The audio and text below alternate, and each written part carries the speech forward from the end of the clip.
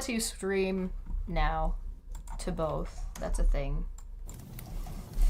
So that's kind of interesting. I'm still kind of figuring out how I'm gonna do that and what I'm gonna do, but yeah, it'll be fine. I'm not. It'll be. I'll figure it out. We'll get there. We'll get there. We will get there. Yeah, I ain't stressed about it. I do have beer for today though, so that's nice. I'm finishing off my tea right now, but I got beer in the fridge waiting for me. I didn't have caffeine for last 3 days. Oh wow! This is my first cup of tea in last 3 days. Yeah. Yeah. And I've never felt better. My sleep's improved a lot. So I guess I'll have to say goodbye to this stuff.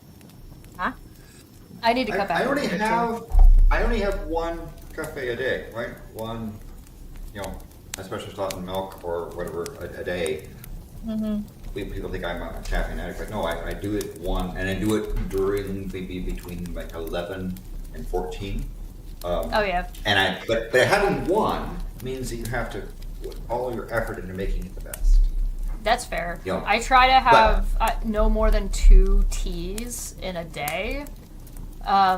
And I try to make sure that I don't drink tea after 9 p.m., but I've started to push that earlier till 7, and I don't have tea until like 1 in the afternoon.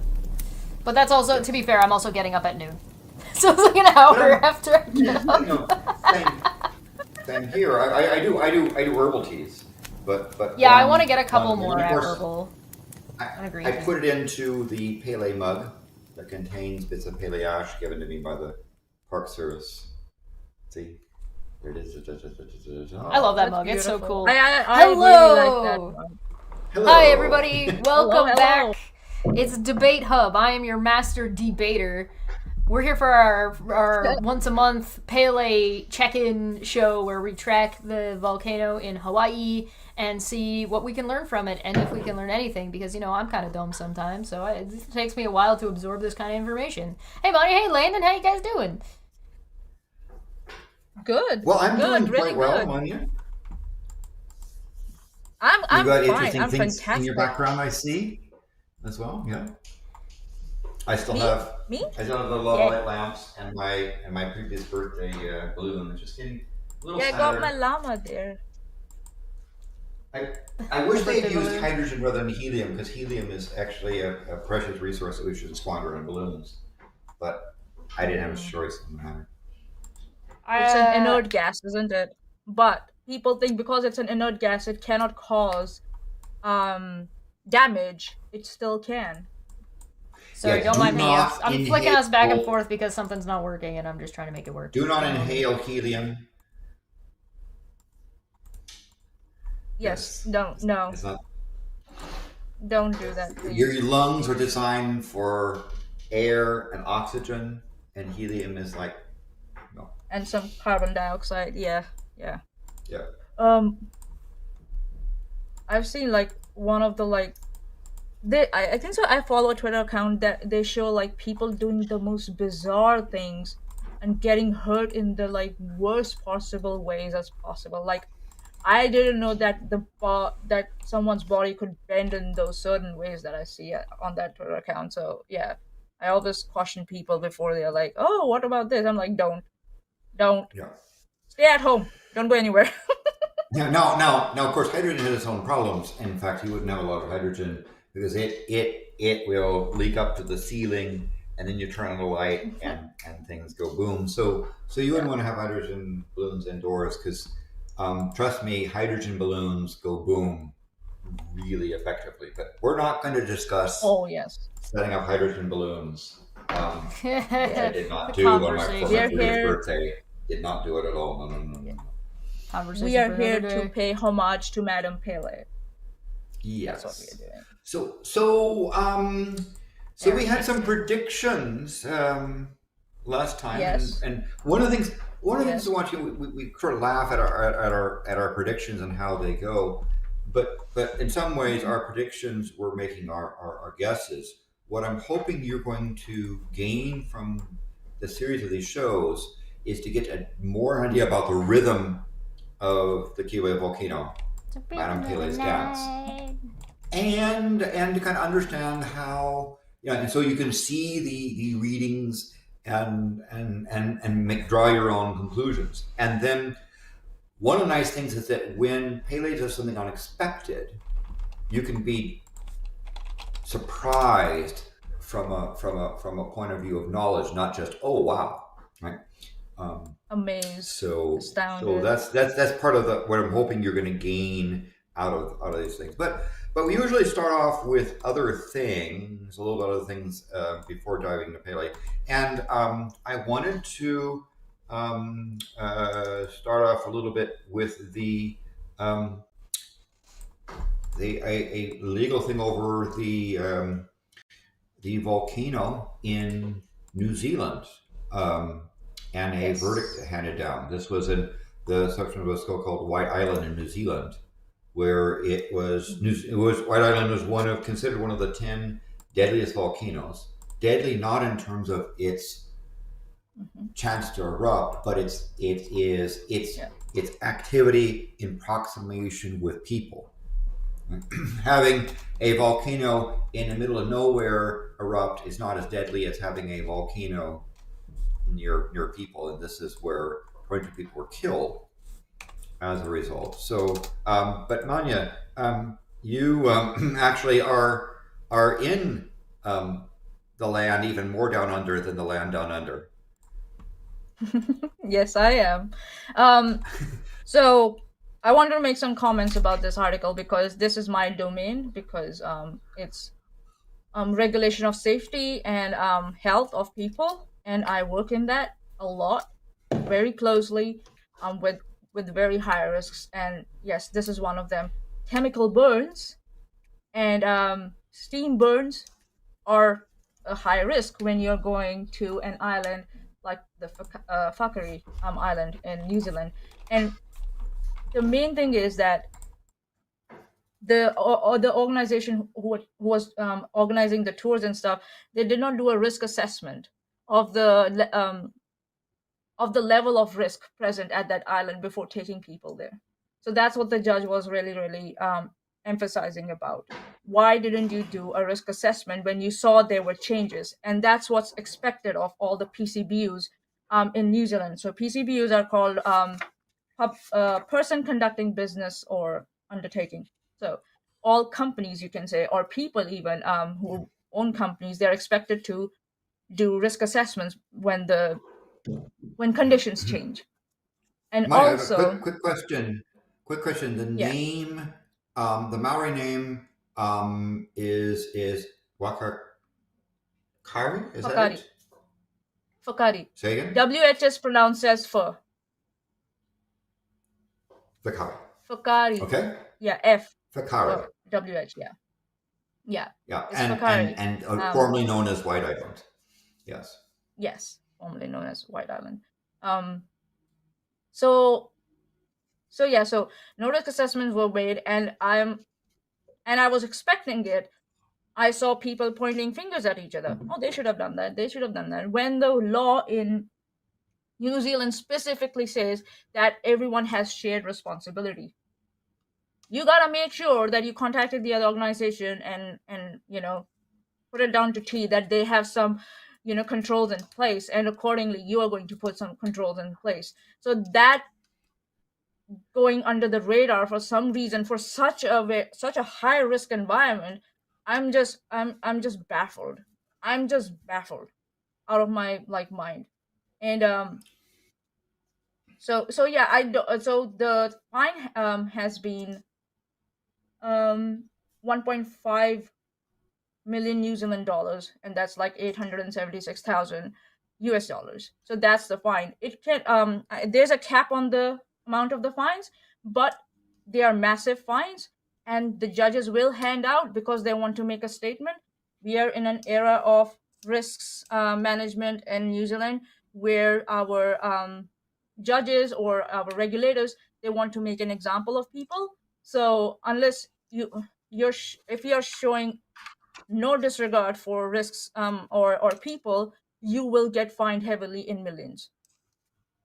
I don't know what my maximum cap is, but it is around my $1.5 million, maybe to $3 million. If I Google it, I'll find it. But yeah, so that's what WorkSafe is trying to do, and all the regulatory bodies in New Zealand are trying to do. So I don't know whether this fine will set any example. I don't know, but I didn't. I don't know. There's no information yet whether they had anyone assessing the environmental risks for that island. Maybe I'll look into the verdict, the actual Can I verdict, offer where they some give the summary of the whole case. Maybe then I will find some out. text from But the article? yeah, I think this goes along, amplifies what you're saying, Maanyaa, that the island erupted on December 9th, 2019, with 47 people, including a tour group and their guides on an island. About half of them were killed, including 70 people from Australia. When the regulator WorkSafe charged 13 organizations and individuals with failing to meet workplace health and safety obligations before disaster, it said the eruption was unexpected but does not mean unforeseen. The victims, both workers and visitors, had a reasonable expectation that they go to the island knowing these organizations involved had done all the work they needed to do to look after health and safety. yep, And what you're talking about. And yes, and of those accused by the regulator, 6 organizations pleaded guilty. And here I think is the case. And so the Qatari management will be sentenced on Friday along with 6 other parties that have been found guilty. Each face fines up to 1.5 million New Zealand dollars. yeah, So up to that amount. I just say that seems to be kind of a cap there. up to that. But I think the key phrase that I think you have been knowing is that the eruption was unexpected but unforeseen. Doesn't mean Yes, unexpected does not mean unforeseen, is what I mean. That it will not happen. That's what the point was. There's a probability of it happening. Usually the events that cause fatality, their frequency is very low. It needs one event like that to happen to cause large number of fatalities. That's what the risk level is of such hazards. And for them to not take that seriously, and not do any assessment on that, and put people in danger, I am actually fine with people like pleading guilty and people getting fined the maximum cap of $1.5 million if the yeah. So White Island Tours, that organizes the whole tours for the Whakaari Island. So White Island Tours Limited was charged under sections blah blah blah of Health and Safety at Work Act 2015 on 2 points: failing to comply with the duty to ensure the health and safety of workers so far as reasonably practical, and failing to comply with the duty to ensure health and safety of other persons so far as is reasonably practicable. Carries a maximum penalty of a fine not exceeding 1.5 million. So this is the summary from the WorkSafe, the regulator. Letty in the chat made an interesting point in saying that I think that makes total sense. Uncommon accidents should still have preventative or protective measures. Yes. And here's, I think, with Lenny and Maanyaa, I really appreciate the perspective you're giving here. Because I think, again, one of the key phrases is, had a reasonable expectation that they go to the island knowing the organizations involved had done all they were required to do to look after health and safety. And here is where I think I think is a criticism. And the criticism is of the White Island tour operators as well as the New Zealand government in looking at the Whakaari Island. Landon, did you just say that they had one job? Well, they had a primary job. One yes. job. They had a primary job. Well, the people had a reasonable expectation, right? And here's the thing is that the volcano is active. It is. Yes. It has had frequent eruptions. It was designated as one of the decade deadliest volcanoes set. It's been that thing for quite a while. That being said, if you know something is particularly hazardous, you then need to take some reasonable steps. And one of the reasonable steps is to have a working seismometers, have working gas meters, have working tilt meters, Yep. have other Equipment is a instrumentation big necessary part. to Yes. understand. And one of the things that happened was that the Victoria Island was frequently having those instruments knocked out. They were being destroyed. Why? Because of the volcano being active. Now I can tell you in Kilauea and actually as Madam Pele, I've been involved in that process, and she frequently takes out volcanic sensors. Right, this is the hazard when you have something near an active volcano. What you don't do is say, "Oh well, I guess we don't have a sensor. Too bad." You put them back, because if you can't, you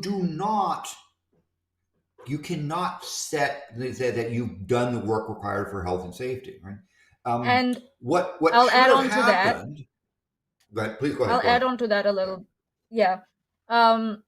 So, okay, the instruments are getting knocked out. Okay, cool. The environment is so hazardous that you cannot go there and put in the instruments. Then what makes you think that other people can go there as on tours? If you Exactly. can't go in there, and it's so dangerous that you can't put in instruments or install instruments.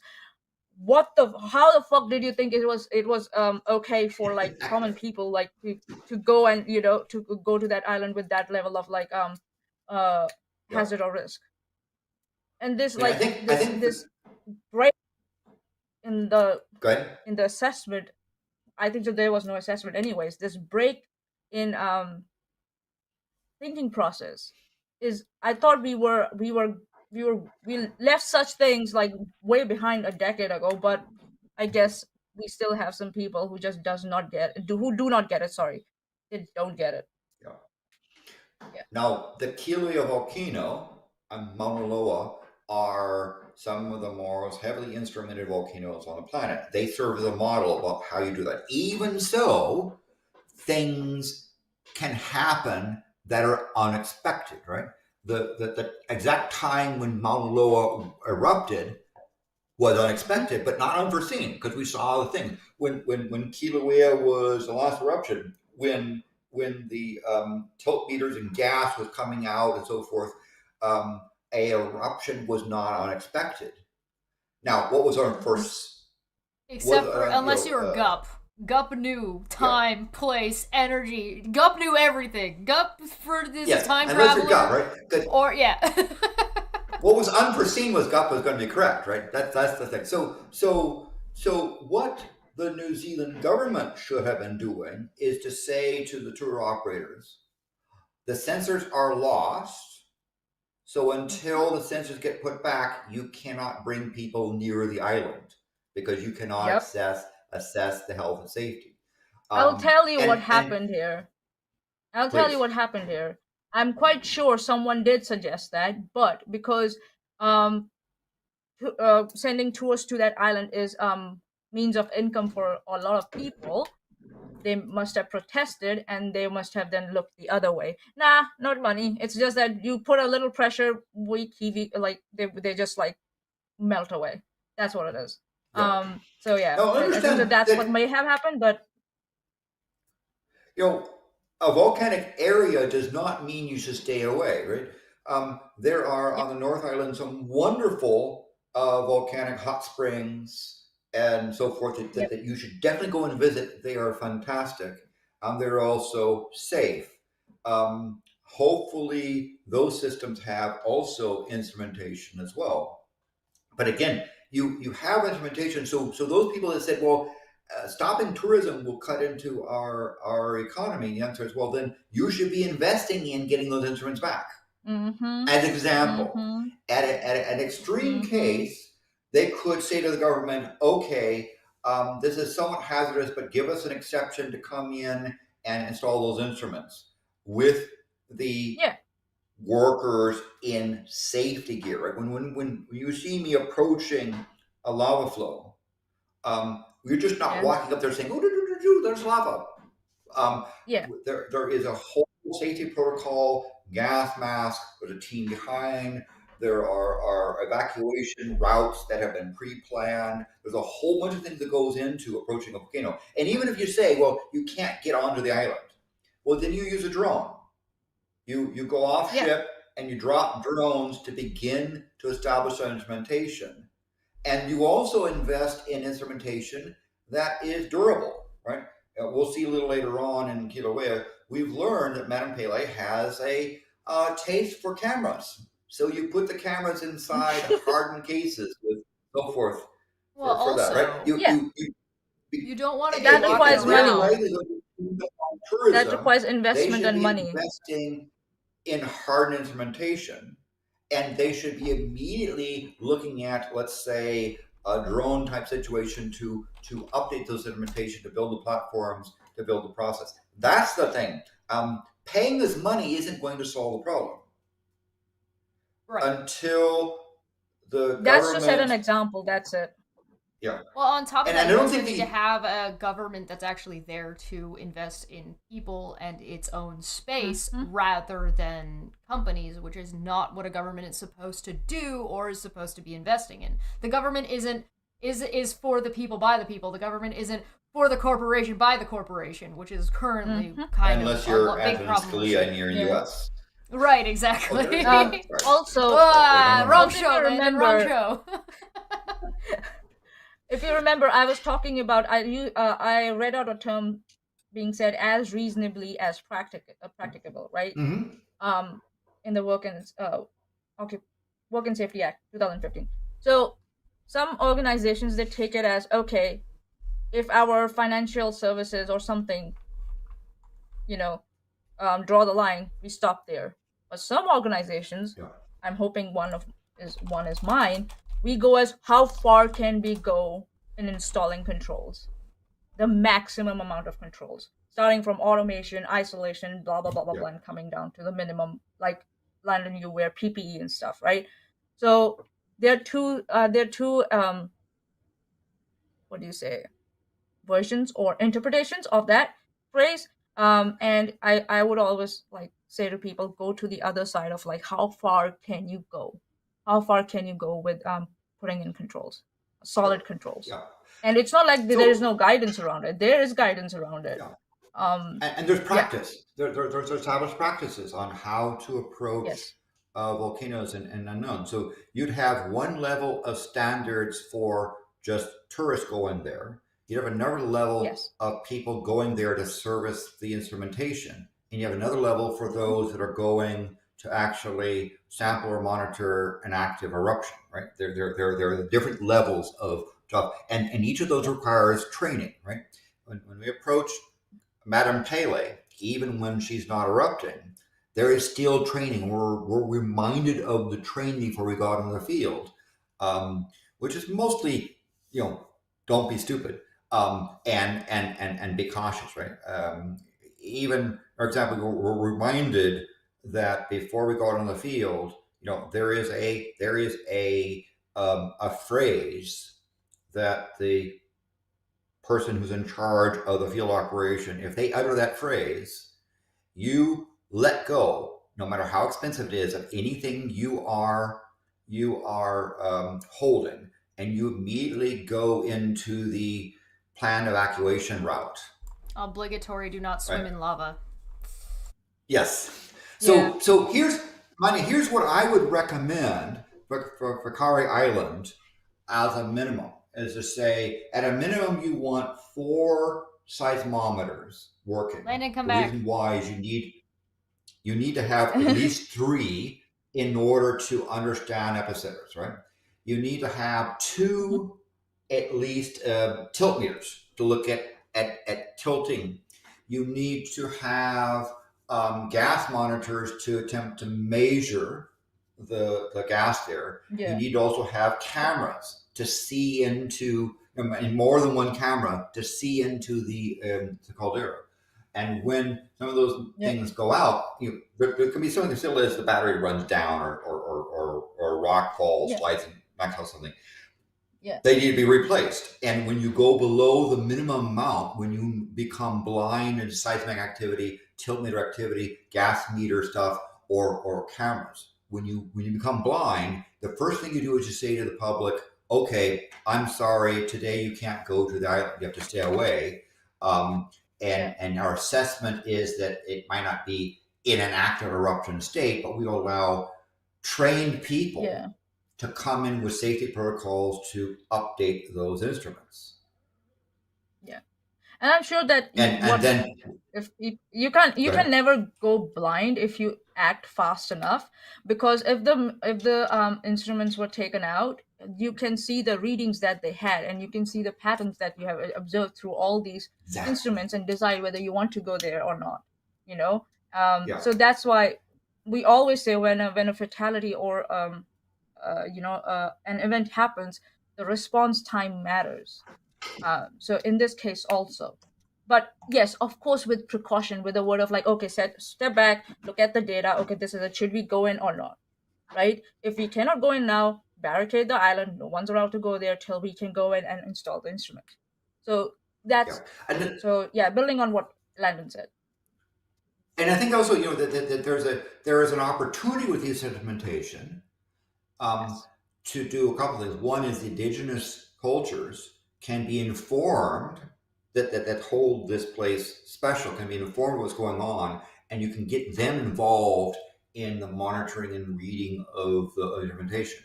You can also then set up a visitor center away from the area so the public can be informed. You have a chance to educate people with these things. And then the other thing you need is time, because the White Island volcano on the island of Fokari has a rhythm or pattern that we don't quite understand. Why? Because we haven't had the continuous instrumentation to understand what it's doing. When we approach a lava flow, one of the things is that there's somebody who is in radio communication, and by the way, you have more than one radio communication path, just there, who is outside, who is not actually involved in the field, who is monitoring all the data, and when they see a rhythmic pattern change. So this is a specific kind of training you require for it. It's known as I don't know if it will be confined space training, but the principles will be same that are used for confined space rescue. Correct me if I'm wrong, Landon.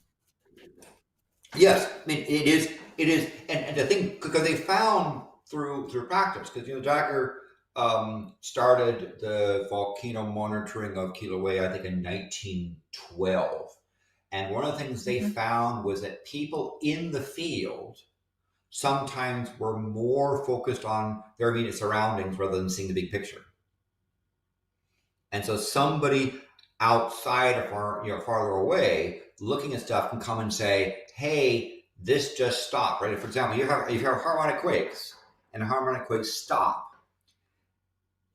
You back off because the phase of the volcano appears to be changing, right? Those are things you can do, but you get that by having an extended period of time. So in restoring touring to Fokari Island, I would say to the government of New Zealand, first of all, establish minimum instrumentation and add a bit more than instrumentation so you can lose an instrument and still know what's going on, because you don't want to have just one instrument that goes away and then you have a high risk of replacing, right? Have minimum instrumentation level and go beyond that. Then to have a process by which, when the patterns change, you suspend tour until they resume. That can be in hours or days, but it's not a stay away. And then you have a process by which teams who are not tourists, who are trained in those work safe safety things, go in to service those instruments, because you can't just sit them there and expect them to go on and on for forever. You've got to service them. I think so. Sorry, I'm just going to interrupt for 1 second. Landon, can you come back? Landon, go ahead. Thank you. I'm sorry. All right, sorry. Please continue. Sorry. Go on. Trademark Canada. So adding on to that, so I kind of looked into it a little bit about the Fokari Island, and what I found so far, maybe that was a factor in why there weren't any controls in place or any risk assessments done. So the island was bought by a Auckland stockbroker, George Raymond Buttle, in 1936. He later refused to sell it to the government but agreed in 1952 to have it declared a private scenic reserve. The island is today still owned by the Buttle Family Trust. And according to the New Zealand Tourism Guide, the owners of the White Island Tours were appointed as the official guardians of the island, and access is only granted through designated tour operators. No wonder. So I Everything was think being swept again, under the rug, this is whatever the why I think problems were. beyond this lawsuit where they say bad people pay us money, is that the government should use those fines to establish a safety protocol and some legislation. Now, I can tell you, So, Maanyaa, that oh, there have okay. been some suggestions. But go ahead. So in a lot of cases, what WorkSafe does is, or the trial judge does is, he brings out the sentence or the fines if the company or the PCBU says, okay, let's sit down and we will make a plan around what happened so it doesn't happen again, to show that roadmap and commitment. And then there will be officials from the regulators who will check in from time to time to see if the the milestones of that plan are being met. So it's done for a lot of these events, but I don't know if it's been done for this particular event or not. Maybe something will come out in future. If it comes out on the WorkSafe website, you can go and check it out. And yeah, WorkSafe is very open about such things. So yeah, they I believe in think public they sharing can also. use those Yes. fines to invest in a safety protocol. Now, I can tell you that there have been some gentle suggestions ever since the December 2019 to the New Zealand government saying, by the way, there are places that have active volcanoes where tourism is important and they're reasonably monitored. You may want to come and study them. But New Zealand is a sovereign entity, and you can't sit there and insist. I can tell you that in Polynesia there are places where they're well monitored, such as Hawaii, and they may want to send a team.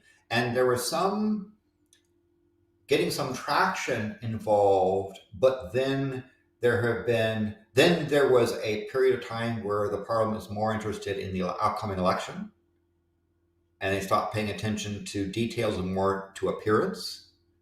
And then there was an election, and then there was a change of government, and the people we could talk to were no longer there, and so we don't know, right? I would encourage the government of New Zealand to use this opportunity, use some of the funds collected to establish a process and to go to various places that have active volcanoes where there's reasonable tourism, and to get involved in volcanologists who have experience in active volcanoes, right? Not just somebody who plays volcanoes on the side, to get input and to establish some legislation that will enhance the value of Whakaari Island, and to then be able to do what's required for the health and safety, because they can't prevent the unforeseen, but they can expect this volcano to continue to erupt.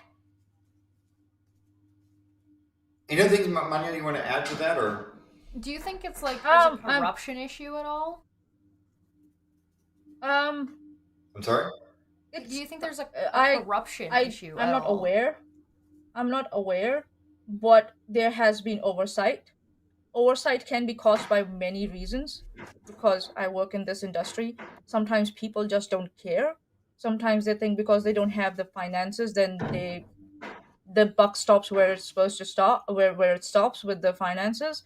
Um, and sometimes, yeah, just they just don't care, and the complacency comes in, and because this is a private property, so I guess the New Zealand government couldn't interfere that much, and so I think so that's a major thing that happened. What happened? I'm What happened? sorry if something in New Zealand was killing its citizens, and someone says, "Yeah, but this is Hmm. private property. You can't touch it." I was like, "Sorry, no." Yeah, I know that. The same thing happened with the Pike River tragedy. It was a private business, right? Um, Private property, like of the business, blah blah blah. But New Zealand government did come in and they put in regulations and stuff, and the fine was done, and the commission was set up, and yada yada yada. In this case, I would advise the same thing happens, but Yeah. I don't know how far that will go. Um. So Um. yeah, it's almost the same thing that happened like in the Pike River tragedy, and almost it's the same thing. People are dead. So yeah, I don't know if there's a corruption issue, but there is like an issue of like being complacent because they just don't care and about the profits. I, I'll tell you that for me, this is only my own personal opinion. I would Mm-hmm. not recommend going anywhere near the Macquarie Island. I would certainly not engage in any of the tourism Mm-hmm. operators at the time because, in my opinion, it appears Mm-hmm. that they do not even have a bare minimum of information necessary to assess the safety of approaching the volcano. So and so the and so reason I I'll just don't add. run off to ice the next Icelandic volcano just because it's erupted, right? In particular, Mm-hmm. the Icelandic volcanoes, for example, have their own pattern, and I rely on experts. Same thing. I would not recommend engaging any of the tourism around this island until they start demonstrating and showing and providing information about what's happening on the island. And I'm sorry if that hits people's pocketbook, but Mm-hmm. I wouldn't go there at this So time because so it's not um clear to me that they're competent in even understanding what the state of the volcano is. so one of the reasons why WorkSafe puts out everything to blast for everyone to read and stuff, it's about a company's or organization's reputation also. Now the people know that this organization controlling this entity they have no controls for their safety, so they're like, I'm not going to touch it. But also, it's been deemed as highly unpredictable, and it's been closed off to people. No one's going there.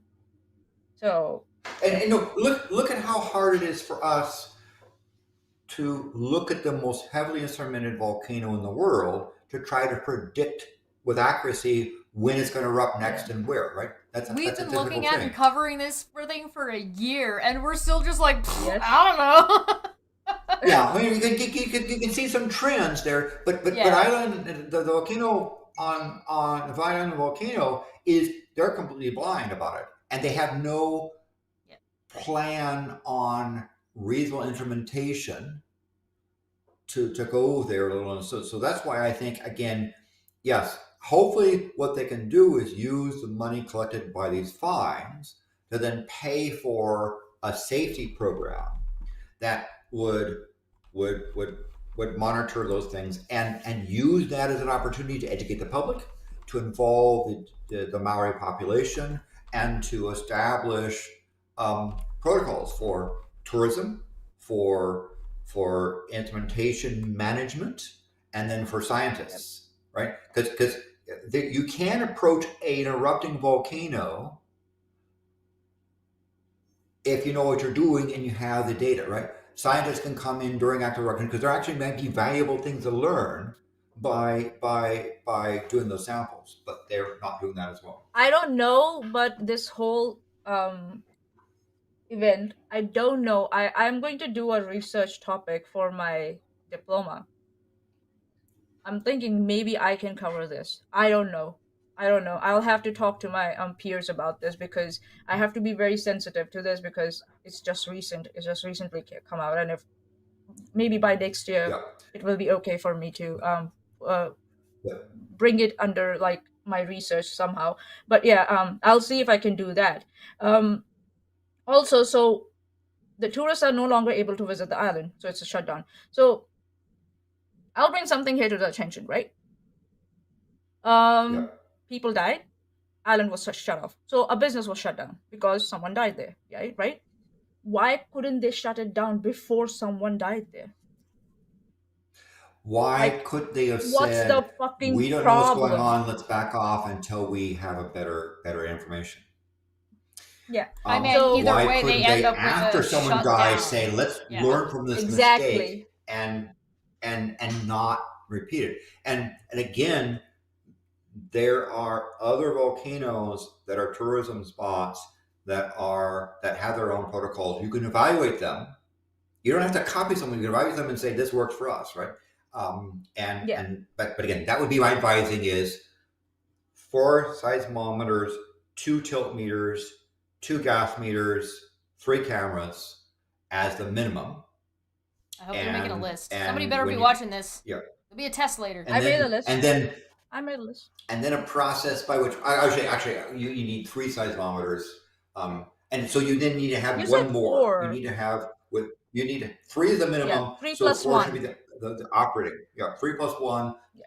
2 plus 1 on tilt meters, and 3 plus 1 on the cameras from different spots, and then 2 plus 1 gas meters. That will give you a lot of instrumentation. Then you can collect that over time, and you have protocols to talk about a observation center that can raise alert level. For example, one of the things they can do with this is to say, if it looks like the island is imminent in its eruptions, to divert flights, so you don't have airplanes flying over the area, right? And advise on the international airport in Auckland or for things, right? That would be in extreme cases for stuff. You can assess the risk. So you'll see in Kilauea they have risks for regarding eruptions and a risk for air traffic, right? Those are protocols. So again, I hope they do the right thing, I because just the thought answer of is not stay away. You can approach this Mhm. island if you have knowledge, but you need to have, as they say, the required work to establish health and safety. Yeah. Also, All right. I'll add to that. I just brought up the work safe facts. So if something like this happens, you can go to prison also. And I was right. The maximum cap for an organization for the fine is $3 million New Zealand dollars, and there is separate compensation to the fine for the different. But I would think that those kind of fines would be more applicable if they actually had a safety program involved and they violated safety, right? Not having a program at all or effective at all is kind of like, people need to be punished. Maybe But if the we watch answer out is for for the this space government to kind of thing, establish a maybe we'll see process. something in future. Yeah. And again, the answer is not shut off the island and don't let anyone near it. That's just burying your heads in the sand, right? Kilauea is an active volcano, and the national park is a wonderful place to go, and I recommend people go there because they know what they're doing. Now, we may Don't not you feel be able safe to when you predict know what exactly people are doing, right? we may not predict, but let's go. Shall we move on to Madam Pele? Is there anything else we want to mention before there? we move on, we have a couple of questions from the chat that I think we should do beforehand. Then we will be at our Yes, hour Maanyaa. mark. We'll take a break, and then we'll be able to go right into the thingy madoodle.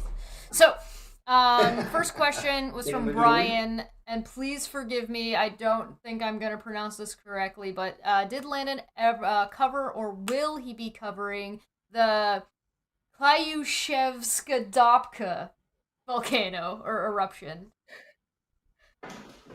K-Lyuchevskaya.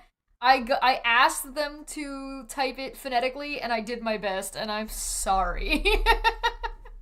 Plyushevskaya. Yeah, that's a volcano, and I'm looking at the set here. And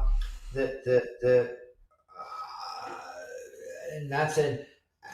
Now, pardon me for not knowing exactly where every volcano on Earth is. We have a lot of them, and some of them are even. I believe isn't this one in the Kamchatka region, if I recall correctly. I don't. I don't know. Want me to Google it? Yeah, why not? I don't know. So the answer is I was not planning on talking about that. Russia. Certainly something that I could. Stratovolcano, the highest mountain of Siberia and the highest active volcano of Eurasia. Okay. And I believe so. Yeah, it is in that region. Is it closer to Kamchatka? Is that part of that set? Bro, you are asking me a question well out of my purview. But apparently it erupted. I don't know. I'm not smart enough. Maybe Brian knows. Kamchatka Peninsula. Yeah, it's above Russia's Kamchatka. Yes, okay. Yeah. It erupted on Monday. So I did nail it where it is, and it has potential impact on air traffic, particularly from North America to places like Japan and so forth. It's and other sort of things. So it has some in addition to the people that are around in the area. I sent you a video of it if you wanted to look. It's just a quick little 1-minute clip of it erupting. That's from Monday. You sent me a.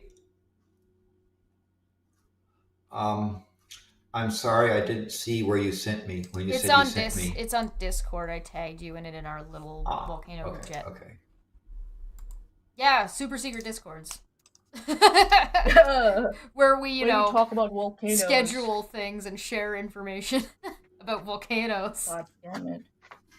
Like, they think we have time for bullshit when you're doing this. I have, because I'm actually actively asking another colleague about this set, and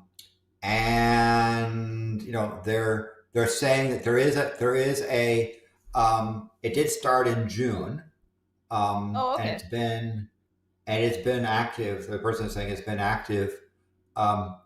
Even today, they said they've had ash plumes go up as high as 13 kilometers in the air. Whoa. Which begins to get ash high enough you can get into the jet stream, and in case it's not obvious, having a jet engine sucking in little fine glass sharp powders is not good for the continued use of the engine. Did you ask them just now? Yeah. Just now? Oh, okay. All right. So they said, it started erupting in June. They've had some eruptions, in the nearby region in April in that same area. So it's an active area. This particular volcano started erupting in June. It's still erupting. It's had a significant eruptive event that occurred actually just recently, where they said it sent ash as high as 13 kilometers above sea level, right? And initial November 1st plume was 42 miles. Yeah, and so it is a fairly active set there. There have been it certainly is a hazardous place. For going near it, it's actively erupting, and in fact, they just sent me an AP News article. Let me just give you that news article here. I will put it into Discord so you can send it in there. Dang you.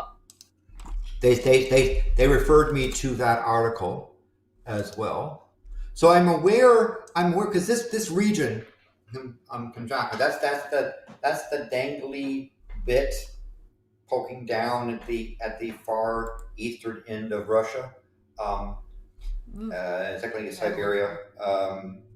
That is actually that whole line is part of the Ring of Fire, and there's very active volcanoes in the area, similar in active class to like the Alaskan volcanoes and Aleutian Island volcanoes. It is it's had weak strombolian type eruptions as well as volcanic eruptions. And he said in 2019, 2020, 21, 2019, 2020, 2022, and 2023, and it had a significant eruptive event on November 1st, just a few days ago, where it sent ash columns into the area. Boy. That's a lot. So it is an active volcano, and if you look at the map, let me also send you, just you can. Yeah. This might be a good thing to send to somebody that they can see where it is. Let's see if I can get that back. It is in the middle. Okay, they sent me a. Oh, it's nice. They sent me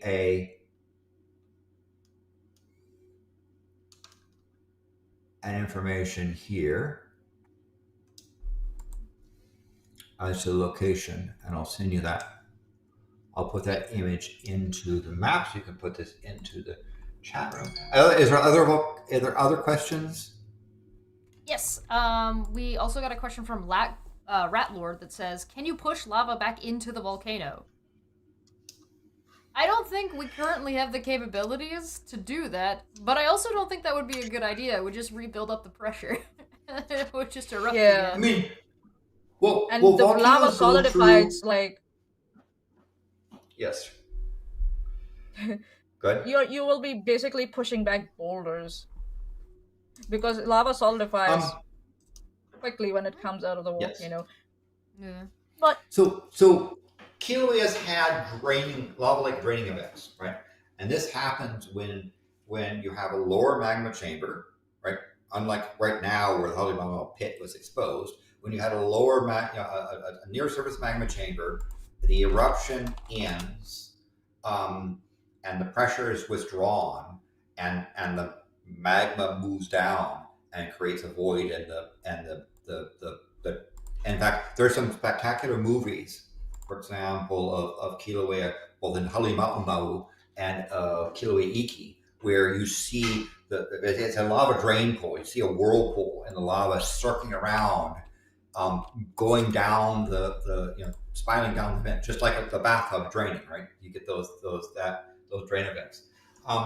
So it happens naturally. To get it back into the volcano would be difficult because, first of all, you'd have to have material that can withstand the lava temperatures and pressures and pump it in, right? Because if the magma wants to come out, pushing it back in is hard. Next question is from Letty that says, "Do you think places could get away with drafting a sign this waiver in case of eruption?" Maanyaa? No. Not in New Zealand. Nope. Why not? I don't. The WorkSafe Act supersedes all the other acts. I'm just saying. Yeah. And I don't think, for example, you get to sit there and say, we're going to be negligent on safety, so sign this waiver, otherwise you can't come. And the waiver says you can't sue us. I'm quite because sure we're being they incompetent. had. I'm Yeah. quite sure they already had signed a waiver, because when you go to when you do high risk sports and stuff or get training for it, you do sign waivers. So I'm actually going to be surprised if they did not sign such a waiver. But I think so far as I've seen is WorkSafe, the WorkSafe Act of Health and Safety Act of 2015 supersedes a lot of regulations. So that waiver would be torn and Yeah, great. This is meaningless. I think, if you had a waiver, you would say something like, we are complying with all regulations and we have in place monitoring and safety protocols. Nevertheless, unexpected will happen, and you acknowledge that while we've done our best, you need to assume that the unexpected can still happen. Right, but that's if they've done all those other things, right? Something just being negligent. It says as reasonably as practicable. They Yes, didn't yes. even do the basic shit.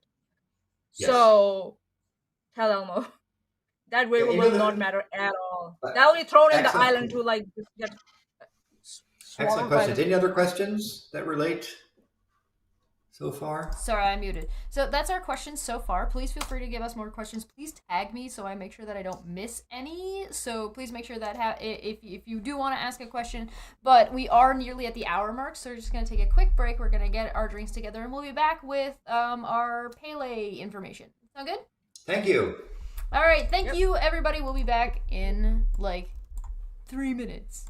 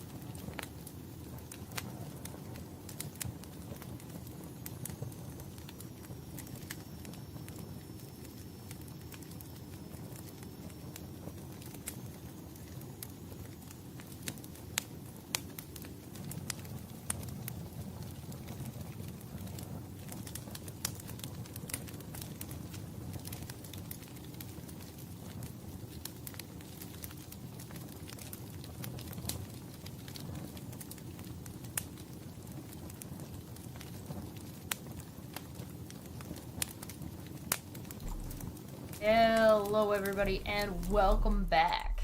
Oh, hoi, hoi, hoi, me noi. We do got a couple more questions. So, Landon, do you want to cover the questions now? Sure. Let's see. I will also, point out. By the way, I what went and got. is that? I went and got some slightly lava-based orange that had some accelerated orange juice. Let's call it this way. In honor of volcanic stuff. How do you accelerate high like orange C? juice? It's like high C pop. No, we had some oranges that were given to us that we squeezed, and we added some Campari and some vodka. Ooh, that's why I say I accelerated. But Maanyaa, by the way, I also want to thank you very much for the perspective you gave to us. I mean, folks, Maanyaa has a wealth of information about health and safety stuff. It's kind of her thing, and she gave some really good stuff. I tend to be on the more cautious of volcanoes approach. People say, but you were at Mount St. Helens, and you were at you've touched you've gone and grabbed chunks of lava. Yes, because the process I grab was... people by the shirt and say, "What the fuck do you think you were doing?" Hey, that's what I do. And we had the safety protocols there. And I paid attention to the experts, the people that were there. The Hawaii Volcanoes National Park has only been closed once for a volcanic hazard, and it was a very good reason. In fact, I was there at the time. You talk about draining volcanoes. I was there and watched the Halimau Lake, which was only about 100 meters across, drain. Right. In fact, I saw it. I visually dropped down and kept going and going. And I remember I actually said, I literally said Mother F, as in the letter, not the word, because I saw the lake within a matter of, just brief moments drop about 200 meters. And it kept dropping. It kept dropping and dropping to the stage where, and in fact, that ended up, the lake dropped almost a kilometer in depth as the magma chamber was draining. We advised the park to seal off because we were thinking that the volcano would undergo collapse. It did undergo collapse, but in very nice Madam Pele fashion. It didn't collapse in a huge event like what happened in 1790. It took several weeks and created the pit that is the lava pit that's not Halimau now. You took that it was inevitable, but you took it as it's already happening, right? And that's what you do generally when you're dealing with such high risks and high hazardous environments. If you foresee it in the future, happening in the future, act like as if it's happening now. Yeah. That's how you save lives. Or else, it's happening in the future and you don't compete. I think that kind of leans into Letty's question a little bit and Czar's question. So I'm just going to go in backwards order here. Letty's question said, would Landon live in a home made of lava tubes if it was stable and safe? Yeah, I would. I think I would. Lava tubes have the potential of having very stable temperature environments. The one problem with lava tubes is that they often carry water. So if you go to a place like the Lava Beds National Monument or Crater of the Moon, you'll find lava tubes underground with ice at the bottom, even though it's summertime temperature up high in a desert, right? Because skiing through lava tubes in a video game when? Give me, please, now. So one of the problems with living in a lava tube is that lava tubes are great places for water to move through. And so you could be in a wet environment, particularly if you have heavy rains that find an entrance into the tube, someplace up tube, and send water through you can risk getting flooding. They tend to be fairly stable. the biggest problem in getting into a lava tube is the entrance, because the entrance is a weak point where from the surface it's collapsed in.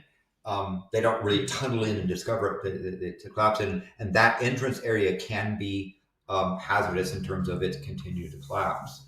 But if it's stabilized, then you can get in there, particularly if you're going with spelunkers who know what they're doing. I mean, I guess you could But always as like far as living, stabilize it and make it safer by like adding things to like beams and whatever to. it can be a wet environment. And one of the things that we found with the lava tubes in island of Hawaii, which is has lava tubes all over the place, is that you'll have a huge torrential downpour. You're in the middle of the ocean, and you've got these tropical downpours where we've seen. I've seen things of like nearly 80 centimeters in an hour dump. I mean, huge volumes. That water goes into the ground, finds the lava tubes, and down lava tube, all of a sudden you get this fountain, right? Or it's not raining. All of a sudden, water is gushing out because the water went down a lava tube and said surprise. So living in that would be potentially an issue as well. The next question is, Czar, if I was living on this island, meaning the New Zealand one, I don't know if I would want to know. Oh, I don't know. Maybe I would want to know if I was safe. I mean, I would want to know how long my house is safe for. Are they even, or are they even care at all, or does no one care? And I think it's you're in a situation where the government, like the federal overarching government of New Zealand, cares and has established things in place, but this group and company has just failed on all accounts, from my understanding. Maanyaa, you can probably take and that one away. Yeah, so nobody lives on the Fakari Island. Thank God. Oh, nobody lives there. Yeah. So it's being treated as like, okay, you go to a water park and something happens there, the water park shuts down, right? That's what they're treating it as. It was a tourist attraction where a tourist company or several tourist companies were, that was the attraction that they were going to see. And then fatality happened and they closed it off. Usually parks are closed off, so why not a volcano or volcano island? And your question about I would like to know how safe is my home is, that's what's happening at Hawaii currently. Yeah. They monitor all these conditions, so if there's a drastic change, they can inform the local residents, and action can be taken. Am I right or wrong, Landon? Yeah, I mean, I think you made some really excellent points, Maanyaa, and I want to add a couple of things to it, which is that not every place in the Macquarie Island is as hazardous as other spots, right? One of the problems with the White Island volcano is that it's not so much that magma reaches the surface and becomes lava. It is, you have water flashing to steam, and you have steam explosions. And sulfur dioxide, if I'm not wrong. And gases come out, so forth. So and in fact, you learn from the deaths of the people that were inside and near essentially the factory, the sulfur hot springs, died in part because there was underground water reservoirs that flashed to steam. Why? Because there might have been a surge of material approaching them, and they heated. It's not so much like a geyser, but where you have maybe river water reaching hot rocks, boiling and flashing to steam. It was a much more significant event than that. But there are parts of the island away from the caldera that might be safer to have. In fact, in establishing a place to monitor and maintain monitor of the instruments, the approach that tourist boats go coming into the harbor, that's essentially in the more exposed part of the caldera, is not where you want to stay. You want to establish a different point on the other side of the island as a means to get there, either I don't know what the edge is like. Whether you boats could approach it, or you have a landing pad with helicopters over. That's a Professor detail Landon, I I don't have a know. question. Yep. Would the lava tubes do a better job than Elon Musk's stupid ass boring project? I think Okay, that's a good question. I think the water speeds in the lava tubes probably exceed the set, and I can tell you that unlike Musk's Hyperloop demonstration project, where the tube no longer were cut in the middle because they took something called a railroad, that was and they put a railroad bridge to service some SpaceX money dumping scheme. So the original tube is now bisected because they put a rail line through it. But even so, I think that the speed at which it is probably also the lava tubes are much more geologically stable and won't collapse like a rusting iron tube. I mean, I wouldn't trust Elon Musk with the safety of a tube. Yeah. All right. But that being said, No. Very good. I'm gonna ask another question, so go on. Walking is faster than the Hyperloop. Oh god, that. well. At the moment, yes. But seriously, in terms of for the Park Service, right? There's a protocol where the resident geologist in charge took the assessment of the potential collapse of the volcano and advised the park to close. Now, it took a little bit of time between the drain event and the beginning of the collapse. During the collapse time, Kilauea was throwing up refrigerated boulders up a couple kilometers into the air, and fortunately, because the way the vent was, it was very vertical, so it didn't move laterally. It only moved maybe a kilometer or so away from it. And yet there were stupid people who, when the Park Service says stay away, would go up to a visitor center and look, right? Not realizing that there are refrigerator-sized boulders going bang in areas around them. No one got killed, but a lot of people got stupid. And so the Park Service in particular got annoyed because when they detect people where they're supposed to, they'd have to have emergency services come in and get their sorry asses out, right? They were putting, and so they were typically fined for not only violating, trespassing, but also putting emergency services people at risk. That sounds about right. Okay, I'll ask the next question. Brian asked, officially asking for, directed the question at Landon. Thank you for tagging me. Tagging me doesn't inherently mean you're asking me. So if you want to ask somebody specific, just throw their name in. But yeah, and tagging me just to make sure that I see it, so I don't miss your question. Why did the recent eruption in Russia produce the longest Lars dents? I'm sorry. Dents? I don't know. Lahar? Yeah, that one. Lahars. Lahars. I don't know if I... Yes. Or Lahar... Yeah. Rivers? I think I pronounced it right.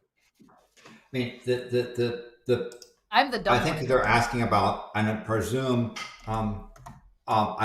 what they're talking about is the event that occurred yes. in the setting. So a lahar, Lahar, is a violent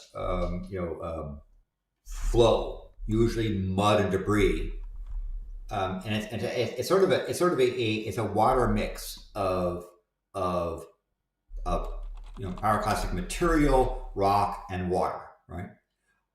So unlike just what we saw with it's like a slurry eruptions where you have lava coming up because magma reaches the surface. This is a case where you've got volcanic gases, material, ash, usually heated, mixing with water. So an example of how this can happen is take, for example, Mount Rainier or Mount Baker. They're volcanoes, active volcanoes with significant glaciers on the side of them. They're quite gorgeous in that way. If you have magma approaching the surface, not even erupting, but getting warmer, right? Changing so you've got here you got a big volcano, you got this giant glacier on the side of it, and you have magma coming up inside. All it takes is a little bit of warming on the surface underneath the glacier to begin to melt the water. It can be aggravated if there's gases coming up, adding to the mix. But you then have ice under pressure because that glacier pushing down has a lot of pressure on it. You've got melting on the. I'm sorry, Landon. Did you just say that there was dun dun dun dun dun dun ice baby? Yes. With the underline from the Under Pressure song? Bruh! You can't just do that to me. No! Sorry. Yeah, Dr. May does allow people to use the beat, particularly in scientific terms, when you have the under pressure stuff. So if you wanted to have a meme, and for example, people like Sabine Hassenfelder and so forth use it, where a couple of seconds of that thing collaborate and listen. Pressure. Yeah, and so that he actually loves that sort of thing when it's used in properly scientific term. You can do a couple of seconds. You won't get copyrighted strike if you do a couple of second thing. So if you're doing a meme thing, I would recommend it. So the pressure. So you've got this volcano with a glacier on the side. The glacier goes down and stops, and somewhere up in here, water starts melting because of energy from the magma chambers getting melted. But the pressure of the glacier on top creates a really, it's difficult for that water to turn to steam because of the pressure of the ice on top. But it begins to work its way down the mountain, and when it comes to the end of the glacier where the glacier can no longer hold it, then it blasts out. You basically get a violent rush of material. Perhaps some of the gas as well as the superheated rock and water, and get a mud flow coming out. And they can be really destructive. I mean, you can get hundreds of cubic meters a second coming out, and they can be quite deep in terms of stuff. You can and Mount Rainier is famous for having these lahars coming off the side, roaring down stuff. So even though the mountain is not erupting, all it takes is a change of temperature and causing the water to move down slope, break out the bottom, and it blasts. Now under pressure, it blasts out a rock slide, and so forth. A lot of some of the destructive stuff that happened with Mount St. Helens was the glaciers that were on the side. It was a nice, symmetrically rounded volcano with glaciers on the side. Those things, the water underneath melting and then roaring down various streams with pretty violent effect. Now, the word is actually Javanese origin. Lahar is actually a Javanese word, just in terms of their. And again, it's Mount Rainier is a very famous set there. There's also been things in New Zealand. There was a disaster in New Zealand in 1953. I'll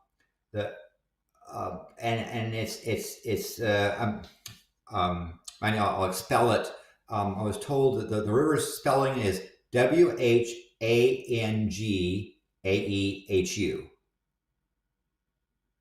You might have to put it in the chat. Can you spell it and put it in the chat so I can visually see it? And I will show you. This was a Are you talking about the Tandibai railway disaster? Are you talking about the railway disaster that happened? I'm putting into the Discord here.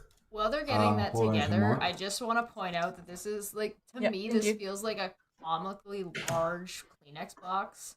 But it's just one of the ones that's like a little bit bigger. It's like, you know what I mean? Like, it's just got like... Yeah, I know what you're talking about. Yeah, but like, and it made me think that if I ever had enough money and the show ever got big enough where I got to have like a room and a set, I would just make everything comically large. So, so like my chair that I'm sitting in would be huge, and the desk would be really big, and the mouse would be gigantic. So everything is just like I know I'm already small, so I already kind of make like Yeah. even a beer bottle look ridiculous. But I kind of like the idea of like getting a beer bottle that's like 2 times the size and just saying it's a regular size beer bottle. Yes. It's a mega pint. Cheers! The return of the mega pint. So trigger Yeah, I know what mechanisms you're of talking about. lahars. Ice, glacier, snows melted by lava, or at least thermal upwelling can cause it there. Soil, rocks, everything. They can mix. You can have lava erupt and mix with wet soil, or so forth. It can cause by a glacier that will have heavy rainfalls. Right, you get rainfalls on the top above the glacier that come underneath and then turn into a lahar on the other side because the water works its way through. So it may not even be there. And Before we certainly, move on, and we should yeah. probably move into Kilauea after this, is Brian did follow up and say, for the record, their answer. And they said I didn't have to share it, but I wanted to share it because I thought it was valid and interesting. For the record, their answer to the question is it's from the glaciers that the pyroclastic flow interacted with, and since that strato is the largest, it had the most material to work with. And I think that's Yes. what Landon was saying. I think that agrees, right? Yes, and that's the thing. But I would point out that you can have lahars due to rainfall, where there is no eruption involved. It's one of the reasons why I tend to stay away from Icelandic volcanoes. The problem with lahars is that they can exit far from the original source of the material, and that's what can make it quite deadly, right? In the case of Rainier, you can tell lahar valleys because they look like giant torrential floods gorge out the material, but I think it's because it has significant glaciers, and it obviously have eruptions where there is hot spots that are creating stuff that makes it difficult. And that's where, when you get Icelandic volcanoes underneath the ice fields, you can get far from the area some really nasty lahars. Steam under pressure is always going to, if not like directed correctly or properly, I don't cause damage. And that's because I don't think some people appreciate just how deadly steam is. Steam is not the little tea kettle boiling tea, right? If you have like a steam pipe and it springs a leak, it can cut you in half. Oh yes. I'm not the kidding. Burns you will get. Yeah. I mean, that you could be walking along in a tunnel with a steam pipe under pressure. That thing ruptures, and you can be cut in half. Yeah. I'm gonna get a bot that anytime somebody says under pressure, it's just gonna go dum dum dum dum dum dum. And we are scientifically using it appropriately, and Dr. May would be quite pleased. Learning. All right, we should move in. All right, let's please, nobody clip that because that's gonna turn into a GIF, and I'm gonna be really upset about it. All right, yeah, let's move into. That. Thank you, Landon. Save me from myself. I really appreciate it.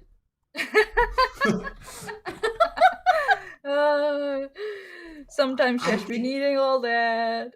See, Shesh, what you should do is you should take a clip of the Muppets, Gonzo. Yes. Doing the drum thingy and the Queen thing there and mix it. So it's like Tell Elmo, but it's under pressure with Gonzo with and under pressure. I love that. That sounds amazing. Okay, don't let me forget.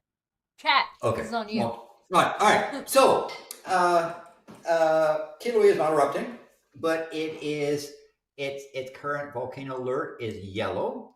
and avian code. It's advisory. Alert is advisory, and avian code is yellow. What there are color codes for volcano alert. It's like, is it erupting? No. Is it quiescent? No. It's in the middle of their. In fact, it's debated whether advisory should be extreme advisory. Aviation code is yellow. Aviation tends to say, are there risks for airplanes approaching Hilo or Kona, two principal airports on Big Island? For their answer is no, but we're watching, right? And why? Well, we have elevated seismicity, right? We've had piles of earthquakes over, and look at the period of October 4th through 6th, 6th through 18th, 21 to 23, 26 to 30, right? We've had periods where it's a couple of days of lots of quakes, followed by some relatively few quakes. Over the last 24 hours, we only had 11 quakes in the summit region, decrease over there. But we've had periods where there's been dozens to hundreds of earthquakes. The sulfur dioxide remains quite low. The daily rate's about 100 tons per day, right? Up there. So it says that magma has not been, the dissolved gases and magma are not coming out of solution and finding their way up very much, right? Most of that 100 tons per day is of the lava that's in the Hale Magma lava pit, sort of outgassing. And so there's no sign of an eruption in the summit there. However, let's look at and I'll put that aside. Let's look at the tilt meters, right? These are the tilt meters where, again, The 1 tilt meters are my microradian. favorite. Look at that drop. Oh my god. Right? So 1 microradian is 1 kilometer bar moving up 1 millimeter, or thickness of a dime. Yeah, can you actually, it's been a while, Landon. Would you mind giving us like a brief rundown again of what the tilt meter is actually telling us? Because we haven't, Good idea. Well, tilt meter is done that in a telling us really that long time. you establish a zero thing. It really is a liquid material between two chambers, and as one or the other end moves, the liquid flows down to the other end. So it can look at very sensitive changes of angle of the ground. Why is that? Well, because if you have magma pushing up into pushing the ground up, you'll see the ground expanding. And when you have magma outgassing, you'll see the ground drop. This is essentially during an eruption, like watching the mountain breathe in and out as liquid underneath it moves. So if you've ever looked at like a cake that still has like liquid inside of it, if you move the liquid inside the cake, you'll see the outside crust of the cake shift around, and that's what the tilt meter's showing you. And we can learn a lot from this in terms of understanding. The tilt meters tend to react when the eruption finally starts and you get a bunch of spew of lava shooting out. That's typically corresponds with the tilt meters tilting in. The mountain is I guess you could call it inhaling. I think it more of like the zit popping, where stuff goes down and stuff's coming out. Most of what we see, however, if you look at this, let's look at this particular thing. Here's the last week going on, and we have what's called deflation-inflation events, DI events. Here's a deflation where it goes and the mountain's going down, down, down, down, down. It reaches the bottom, an inflection point, and it inflates. Deflate, inflate, right? And the way that the deflation works is it's a downward slope decelerating, reaches the bottom, and then immediately turns into an upward decelerating, right? So it drops, flattens out, inverts, climbs, and flattens out. Deflation, inflation. Now, what the model of this is that underneath you've had gases in solution boiling. That's going to cause it to inflate. That material escapes somehow, the pressure goes down, and it deflates, right? So deflation is the stuff on the top of the magma chamber having no longer have the buoyancy, dropping. And so it breathes, it's an inhale. And usually that drop causes material down below to turn over. And now that material comes up to the surface, pressure lowers, dissolved gases come out of solution and turn, and it causes it to expand again. It doesn't the most have extreme to be case just is liquid alone, right? If you've ever yes. stood up and filled your air with lungs and twisted your body, you can hear and feel the air in your lungs and that's in your body shifting around. That's basically what we're looking at. Yeah. So again, the reason, one of the principal reasons why magma, albeit liquid rock or semi-liquid rock, goes towards the surface by its gravity is because you have gases that are dissolved into solid or liquid, going from solid to liquid or liquid to gas, right? Giving that buoyancy. Those gases come from, one of the primary means is water, right? When you look in the Ring of Fire, where you have subduction zones with the ocean, the water gets into between two tectonic plates, and that water is something that comes under pressure. Cue the little thing that chess is supposed to do, and it's the buoyancy that causes the. In fact, you often get volcanoes along the line of a tectonic plate because of water there. Now, if the Earth were a rocket-style dry planet, you wouldn't have as much volcanic activity. There's other gases that come into play in terms of causing magma to go up to the surface and become lava, carbon dioxide and other things. But water is one of the primary constituents. The reason why you sample gas, the reason why I would want White Island to have gas monitors, is that what is coming to the surface will tell you what's boiling and tell you how deep it is, because as you go down, the pressure goes up.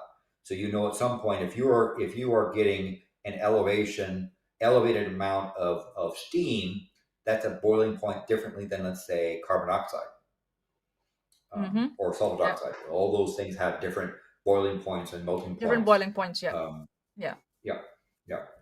So anyway, these DI events, deflation, inflation, these V things, are really a sign that there's the model is that in the magma chamber there's a turnover, right? Now, why?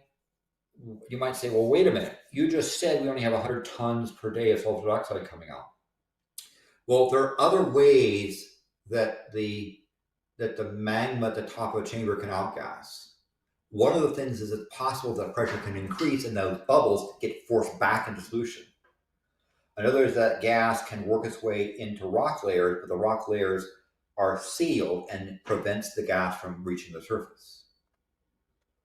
So there are outgas. You can get outgassing without the gas coming to the surface. Again, these DI events here are usually a sign that the reason why material at the top might sink down is because you've got new energy coming in the bottom, and the magma chamber, literally the material in the magma chamber, does a turnover. You would see, if you look at a boiling pot of water with superheated water at the bottom of the pan, poking through, that's the super material on top. It does an inversion, and that inversion would be a deflation inflation event. So usually these DI events are a sign of energy coming up into the system of a healthy magmatic system. So let's look at the months, right? We can see some of these DI events take a long time, some are a short time. The speed at which it's turning over suggests that there's energy coming up into the system. This is not a volcano going to sleep, but a volcano awakening and stirring. So Yeah, you can see over the month. it's a gradual, although there are dips, it is a gradual upturn. Yeah. But here's a DI event, a DI event, DI event, DI, another DI, another DI, another There's DI, lots of DI, those. DI. Any active Right? volcano has like a ton of them constantly all the time. So that means it's healthy, and we might not see Madam Pele dancing yet. Yes, but it is a case where the jig is not up. She's not waiting this one out for another suitor. Yeah. And so during an eruption, Madam Pele is grumbling, though. Yeah, we know that. Yeah. Please remember when who you came to the party with. Don't abandon me, please. So when an eruption actually starts, the tilt meters go off the chart in terms of stuff because the pressure reaches the surface and typically in a beginning eruption corresponds with a great drop in the tilt meters. The thing that tilt meters can be useful for as the eruption is ongoing, if you see DI events, you have a good idea that energy is coming into the system and the eruption is going to have some staining power, right? During the 35 and a half year eruption cycle, the great thing from 83 to 2018, we saw, things were typically DI events sometimes twice a day, sometimes every couple of days. But we saw a regular process of energy coming up into the system, causing it to push a material on the top, out gases because it's got vents. It becomes dense, sags down, and new material that's got dissolved gases pushes up through it and it turns over. So we watch for, during eruptions, DI events to give us an idea about how active the volcano is going. Let's look at the other side of the thing, which is tilt meters, or the length. This is length. So this is a pair of GPS meters that are measuring the distance across the Great Caldera at the top of Kilauea. And we can tell with eruptions, these little breaks here, these were eruptions that occurred, right? This was a case, we saw this jump occur when the last eruption started, right? And so you'll see what's happening. Well, let's say the pressure below the ground gets so much that now the magma is forcing its way up towards the surface. You will see the volcano stretch, expand, right? As the magma is pushing its way up, pushing the outside. And once it breaks through and you get a great fountain, then the mountain begins to shrink. So you can get corresponding changes in here. This gives you more about, you're looking at more about what's happening over a short period of time. This is a longer term period where we see things beginning eruption and eruption. Now, what's happening here? Well, we see that the thing is plateaued, right? There is not a great surge at the summit. Remember, this is Kilauea summit. This is not down the side. We see at the summit that this thing over the past year has been relatively flat since the last eruption. If we look over a period of 5 years, we can also see these other eruptions occur, where again, that's expansion. So the mountain at the top is not expanding. Does that mean there's not an eruption occurring? No, it means that magma is not actively pushing its way towards the surface, causing this thing to change. Yep. But again, the jump up is kind of obvious because the eruption starts. This is more about the trend.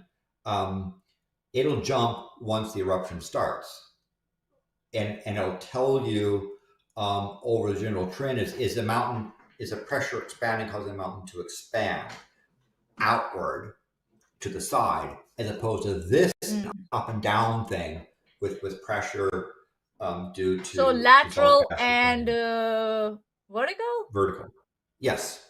Lateral and vertical, right? Yes. Yeah, the tilt meters ironically are looking at more vertical. The GPS is more lateral. Yeah. In the 1 year and the 5 years thing. Now it's been more than 5 years since the end of the eruption, but if we had seen that data, we would have seen a great drop at the end of the end of that 30 eruption. Why? Because the magma that was sitting at the top under Halemaumau forced its way down the east rift zone all the way out towards the end of the island and came out in that great flow at the end of the eruption. The magma chamber was voided and the mountain fell in. And so we would see that as a result of there. But that's off the scale. We can now see more of the mini eruption that occurred afterwards. When we looked at that before, it was a big spike. Like, it wasn't like any like small little blippies back and forth and around that have like a general trend. Yeah. It was like that. There's one about a little bit left of the center that is right closer. Here? Yeah, that exactly. It looked like that, scale, but bigger. It'd be a huge spike if we saw the end of the infall, because the mountain is collapsing. If you go and look for it in our previous videos, we looked at it when it happened. What's the date? What did the date that say, by the way, where that little spike would have been? That one. So that's. Oh, you're talking the spike here or this spike, right? If we talk about this thing, this is the end. This would have been in September in that eruption phase. This would have been in July of this year. I wasn't sure if that said June or July. Got it. So if you're looking for this is June previous coverage of these tilt meter depths, they've been moving around. You can go and check the dates on that what you're looking at right now, and go and find a corresponding video of the following month or following of like the beginning of that month, if you're curious. I guess if this is June, July would be in the middle, so this would be like mid to late June, and this one would be, which means our video would have been in July that covered it. Beginning in mid-September. But here is, we haven't looked at it before, but Pu'u'o, that was the primary event to the east of the summit, where most of the lava came out during that 35-half-year eruption phase. And this thing has been steadily declining, right? Because the magma forcing its way down the east rift zone isn't pushing there, isn't causing it to expand. It's been slowly contracting over time, but over slowly contracting. Here, we see that the magma was still in the pipes and sort of draining out and presuming that this is not an active area. Again, this is the expansion of the Pu'u'o cone on the east rift zone. I wanted to give you a little bit of a review again of the map that occurred during that wonderful eruption in June. Here's a map showing the caldera. This is this drop down block, right? Where the down, or they call it down drop, but I call it the drop down block. And it used to be that Halemaumau was a tiny little hole here, and now because of the magma chamber underneath, it collapsed, and it's slowly been filling up as we've seen. Again, here's the summit region, right? And we look at this stuff on the summit. Here's the summit. Here's east-west zone, southwest zone. Pu'u'o, by the way, was about where the line of east-west zone points to. Pu'u'o is over here. And we had a unusual eruption that fissures open in this region of the thing to the east of the caldera. And we had these nice eruptive vents that occurred with material even going up there, pouring its way into the set. It flooded the bottom of the caldera. This material here that wasn't flooded, the previous eruption, see this little nub here? Not the one but the previous eruption ended with a side cone pouring material into here. That basically prevented the material coming from these vents reaching the full extent of the set. So we can see the cute little cones that occurred towards the end of this eruption thing when it stopped. Any questions so far? Sorry, I was muted. Yeah. So I think we're right on track. So here's the thing that happened, right? So this is a picture or an image see the map right here? We're talking about this spot. We're looking now at the southwest zone. So here's the summit. Here's Halemaumau. Here is the extent of the lava flows that occurred there. And we have this thing happen. Well, first of all these yellow dots, yellow circles, are earthquakes. These are earthquakes that occurred between October 4th Oh and 24th. my goodness, so many? Holy moly! How Thousands many are of there? them. Thousands. So is that within 1 month, or is it like over several? Yeah, between October 4th months? and 24th. There's been Oh my there was another God. swarm as well. Holy moly! And you see the earthquakes are between magnitude 1, 2, and 3, right? Along this thing. And these, these things are, the other thing, of course, is you see these pretty colors. We had satellites use laser to range the top of the ground, and they noticed a push up between blue and the cycle between blue and this pastel. One color rainbow represents 1.5 centimeters, 0.6 inches, right? And you see there's 1, 2, 3, 4, 5, 6, 7, 8 of these zones, saying that there is probably 12 centimeter expansion centering here. This is what you're seeing is the ground pushing up. Now that doesn't mean that's where it's going to erupt. That just means where the greatest deforming is. This is to the southwest of the caldera. Also realize this is the top of the mountain, so this is downslope. A model that suggests what's happening is that the magma is finding itself difficult to work its way through this Halemaumau block of congealing lava, right? This has become an impediment to eruptions coming to the surface.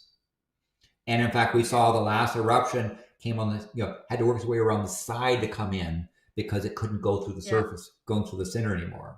We had another one previously on the side drain in this way. So it seems like the magma is on the move, heading down the southwest zone.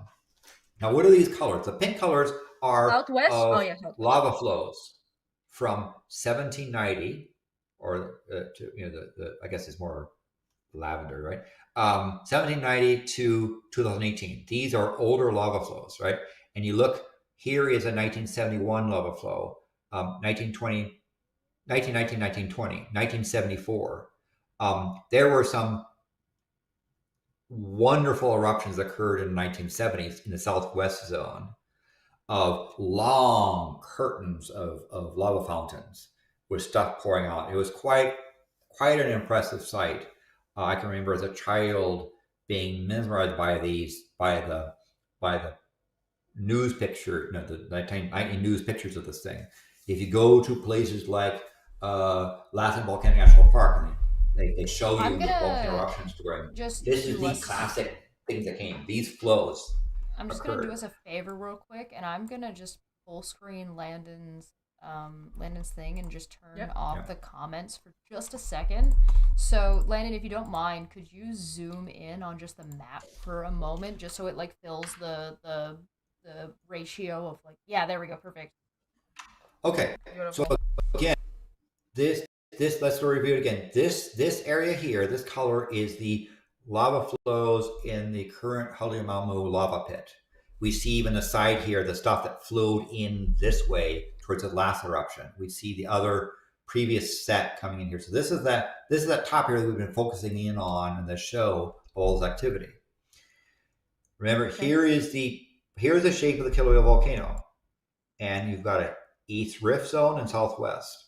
That 35-year eruption occurred with Pu'o around here, right over in this area here, flowing into the ocean by a magma chamber up at the summit under Halemaumau, going through basically rift tubes and coming out here. The end of the eruption occurred when when Pu'o cone collapsed, and the magma at the top drained all the way out to the edge of the island and flowed out here in a great volume. In that 35-year eruption, 4 cubic kilometers of lava came out.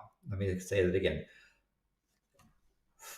1 kilometer by 1 kilometer by 1 kilometer volume of lava came out of this volcano, and the shape of the island noticeably changed. In the end of the eruption, which caused this downdrop block to collapse in, occurred because nearly a cubic kilometer of magma worked its way all the way down toward the end and came out on the side. So when I talk about that watching Halimano Lake drain, that was the magma on the move, and then over a period of time, the summit collapsed. And then remember, this collapse brought the top down almost 900 meters, almost halfway to the ocean level, right? The crater to pit. That and when the eruption ended, we actually had a small water lake beginning at the bottom of it, but then it erupted quite spectacularly and began to fill up. And we kept thinking, okay, it's going to fill up and begin to level off. There's still about 300 meters between here and here, so it's not completely filled, but a lot of the volume of that lake filled. Well, we're seeing now with eruptions at the summit that they're coming on the side mostly. It's hard for it to get through the middle of this plug. Originally, remember, that thing was the magma chamber. Originally, this was flat, and what we have underneath was the magma chamber.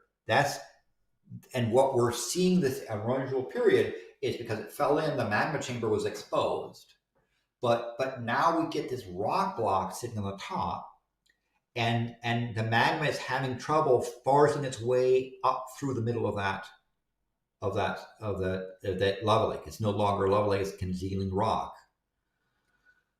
So what seems to be happening? Well, facts are we have a bunch of earthquakes moving down the southwest rift zone. Again, it's this part of the volcano. It's had significant eruptions in the past. The last one being in '74. Landon, just real quick, Yep. April in the chat is asking how many cubic washing machines that is. Oh God. April. Apartment-sized washing machines, full washing machines, or laundromat washing machines? Well, let's assume you gotta specify the metric. If your typical washing machine is a bit over a cubic meter, maybe 2 cubic meters, you think? 1 meter by 2 meters. Yeah, I think that's by fair. 1 meter. Yeah. Okay. Yeah. A cubic kilometer is a billion cubic meters. A billion. Right? 1,000, right? A billion.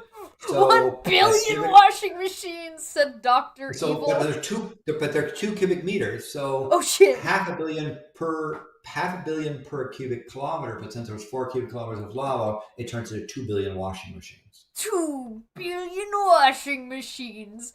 Oh, hold on. I gotta put myself on screen. I'll do it again. 2 billion washing machines. Bum, bum, bum. Sorry. Okay. Please continue. Oh God. Okay. And of course, someone clip that thing. We need it. Bum, bum, of course. bum.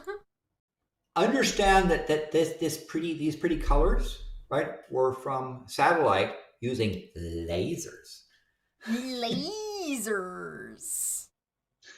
Yes. Quotes. So yes. We definitely have a movie reference there. All right. So let's go back to saying what's happening. Well, remember that this is downslope. We are going down from the summit down towards the ocean. So we're seeing it go down about halfway down the volcano side, right? Is in this region. So what we're presuming is the magma failing to be able to break through this area is now working its way down one of the rift zones. These rift zones are where there's all kinds of cracks. You can see, look at all these cracks, all these obvious spots here, elevation changes and so forth. There's lots of rifts. Along the highway here, they're beginning to see bucking of the road, right? The road has got inconvenient bumps, and in fact, if you drive along the area, I believe you'll find signs saying "Watch for cracks" in roads. So it's beginning to push up. If we had tilt meters here, we would see these tilt meters going bonkers, right? Our tilt meters are up in this region over here. We've got a tilt meter in this region, tilt meter in this region. We're seeing tilt meters in this region. We don't have tilt meters down here, but we do have laser ranging, and we do have lots and lots of quakes. And again, if you look at the period of stuff, if you look, and let's go back into here, it talks about we would get these earthquake periods, right?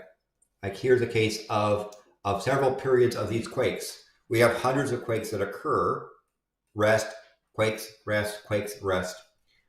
What might be happening? Well, magma works its way into basically lower tubes, outgasses, earthquakes crack the rock.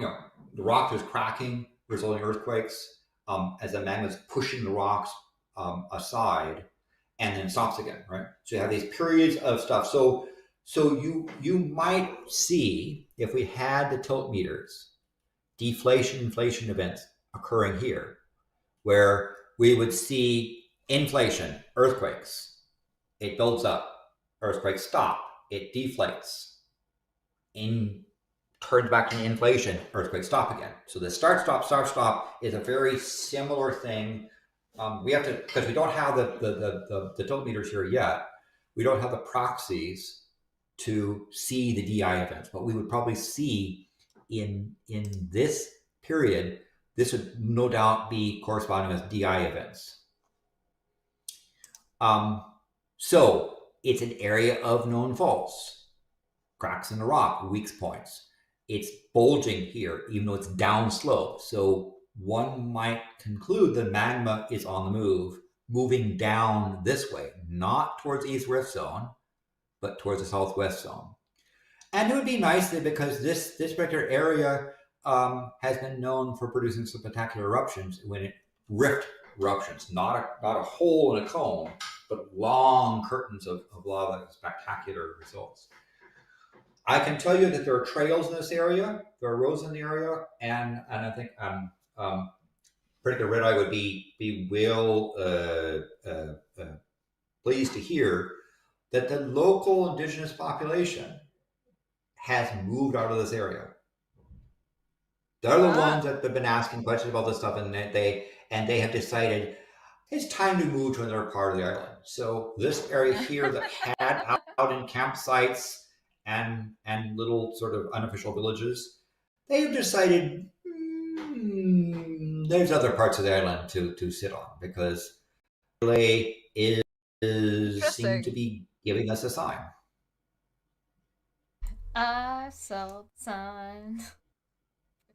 Yes. Oh, So she's Madam Pele is being courteous. She's like, listen, I'm not going to tell you something's coming, but it would be advisable to, look into other parts of my island. Yeah.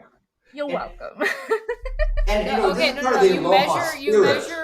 You measure poutines per moose. So like poutines go into moose the same way inches go into a foot, right? So it's 36 poutines per moose. So if you have 2 mooses, you have 36 multiplied by 2. And by the way, but if you have 36 mooses, it's squared. She's saying poutine, the unique Canadian cuisine, not Putin. Not that asshole. Yeah. Poutine. Ew. We don't want anything to do with that. We could stuff it in a moose. That I guess that people would appreciate. Yeah, it would be really sad if 36 mooses had to share one poutine. That'd be one of the saddest things I think I've ever witnessed in my life. And I've seen some really pathetic shit. But just think about footprints. This is another area where, due to the 1790 eruption, there was ash and deposits that someone, when it was somewhat fresh, walked through while it was still congealing, and there's footprints recording that stuff. There was the 1790 eruption basically formed the caldera. That was when Kilauea went boom in a big way, and it used to be a nice rounded top, formed this caldera, which is still since been filling in, but mostly. So big news. Now I want to show you fieldwork, what it's like. When we talk about these tilt meters and how we know Yes, this. this is my favorite part. This is my favorite So part. here's an actual, Yes, this is what a use like, right? We establish a spot with this little dish, and this dish is basically a set of GPSs across the line. It sits there and monitors the GPS, because GPS has this error, as you're reading, but you integrate over time and build up an average. So you end up with figuring out, based upon a height, where it becomes is more integrated over accurate as time. you get more data in it. That's what you're saying, right? Yes. And so you More can get samples in it. into, yes, Get the go noise ahead. out more. Yeah. Right? And Yeah, so you that's end up seeing a cloud of positions that converge towards the center. And as you get more data points, you get more certain about where the center is with the probability. You end up with a probability location, probability density, where the center density is your most likely spot. You then put. So when they talk about a GPS position, when we are doing something like this, and we put a dot here, that's because we've had one of these instruments, one of the more permanent instruments here, do a long integration and tell us where it is. It's one of the reasons why those dots come later. It takes some time for it to integrate to get a super accurate position. But they essentially establish over time, and depending on how accurate you want, you can do it in a couple of hours to several days, where you let it, depending on how accurate you want to be. But this is actually in the southwest zone, where it had stuff there. Here's another spot down closer to the ocean, right? So we put up these units to get an idea about stuff. So Pelican case, data cable, position, let it sit for a while, integrate, and come up with a data point, and then compare it to another day. So these things, even if you don't have permanent GPS monitoring stations, you can have temporary monitoring stations to look if you see a bulging occur, because what's happening? Well, in this summit thing, we see a bunch of bulging. Pushing it back in. We've brought up, what did you just call that? Bulging. Yes. Chat's talking about, okay, but how many stepsisters per washing machine? Like, what is happening today? Hey, well, we're talking about Madam Pele. Stop. No, don't stop. Keep going. I'm dead. Sure she's enjoying it. I'm out. Like humans, oh my god, I didn't know they had the capacity for such, I'm so deep in the sauce right now. Yeah, and so this is something where, for the White Island volcano, they can put temporarily some of these spots there and begin to integrate over time. You can build a hardened spot, well, not exposed, but you can have it, hardened in a pit with reinforced stuff to have it sit there. What? Are the legs of the GP, that whole device, are they weight? Are they heavy enough to keep it grounded, or do you need to add weight to it or something? You put it onto solid rock. You've leveled it. Oh, okay. And this is a thing where we're doing a field, so I think this thing only lasted a couple hours, right? This is not a big thing. There are these pads you put on there. See, there's a little pads you can put on. If you had a more permanent station, you would basically dig a hole in the ground, steel reinforce it, and have it sit there really solid. This is field work where we're going and doing measurements. This is obviously down the southwest zone. If you look at the spot where it is, let's go over here. One of these is down this spot. We're putting a spot down here. Another one was up here, right? We do these spot measurements just to verify what the satellite is. So we saw these things, saw these earthquakes. So we put a couple of instruments to see the expansion. And then that's something called for a satellite scan, where they used with lasers to determine the Pew, spot. pew, pew, pew, pew. All right, earthquakes, right? Over the last 7 days, There we so go. interesting, right?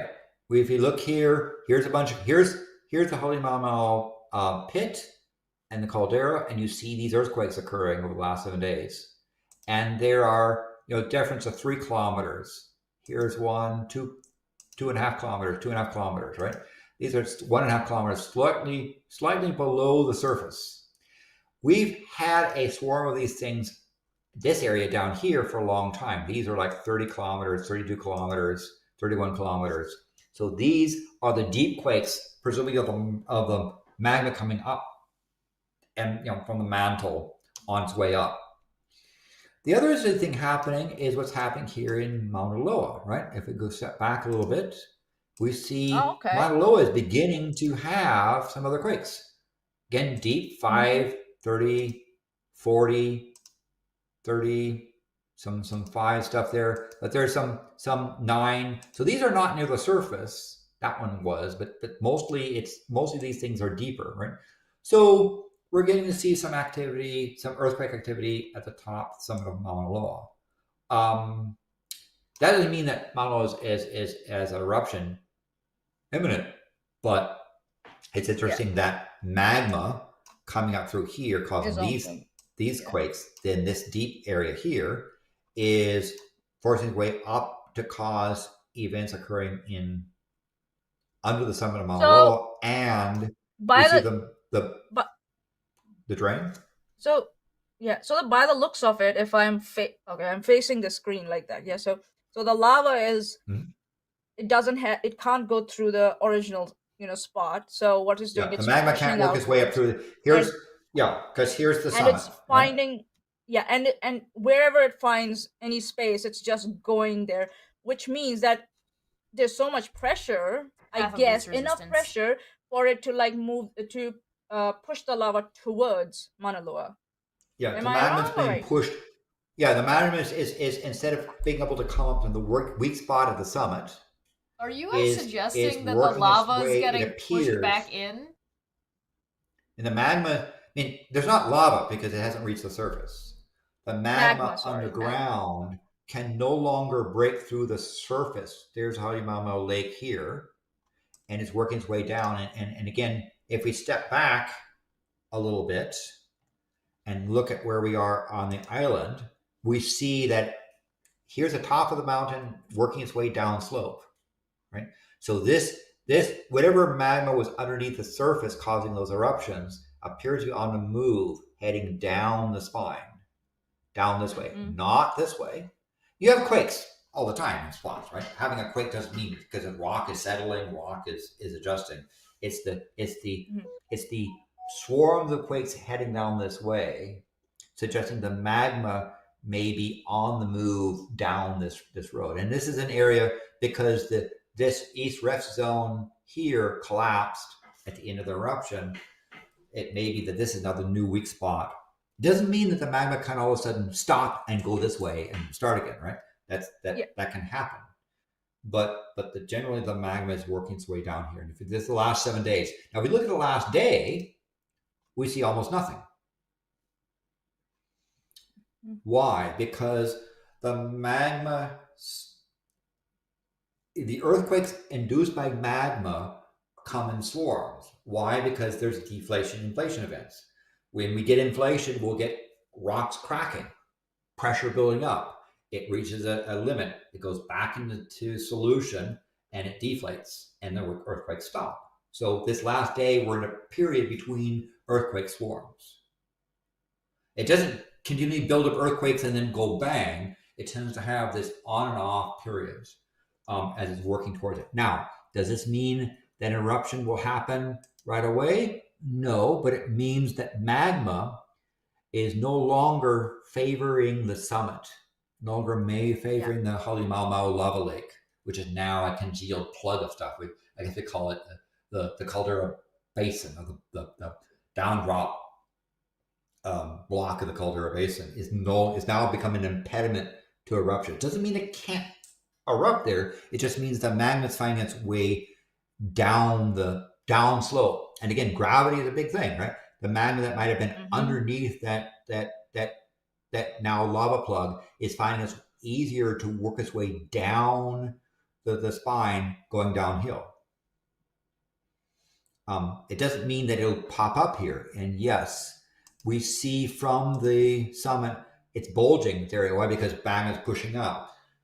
Realize this is still a lot of downslope. I mean, this eruption is in like a 10 centimeter bulge of hundreds of meters going down, right? So it's not as if it's somehow popping up like a That's balloon. why I'm always interested in the southwest side of the spine, the end of the spine, because I'm like, something's gonna happen there one day, and I want to be there to witness it.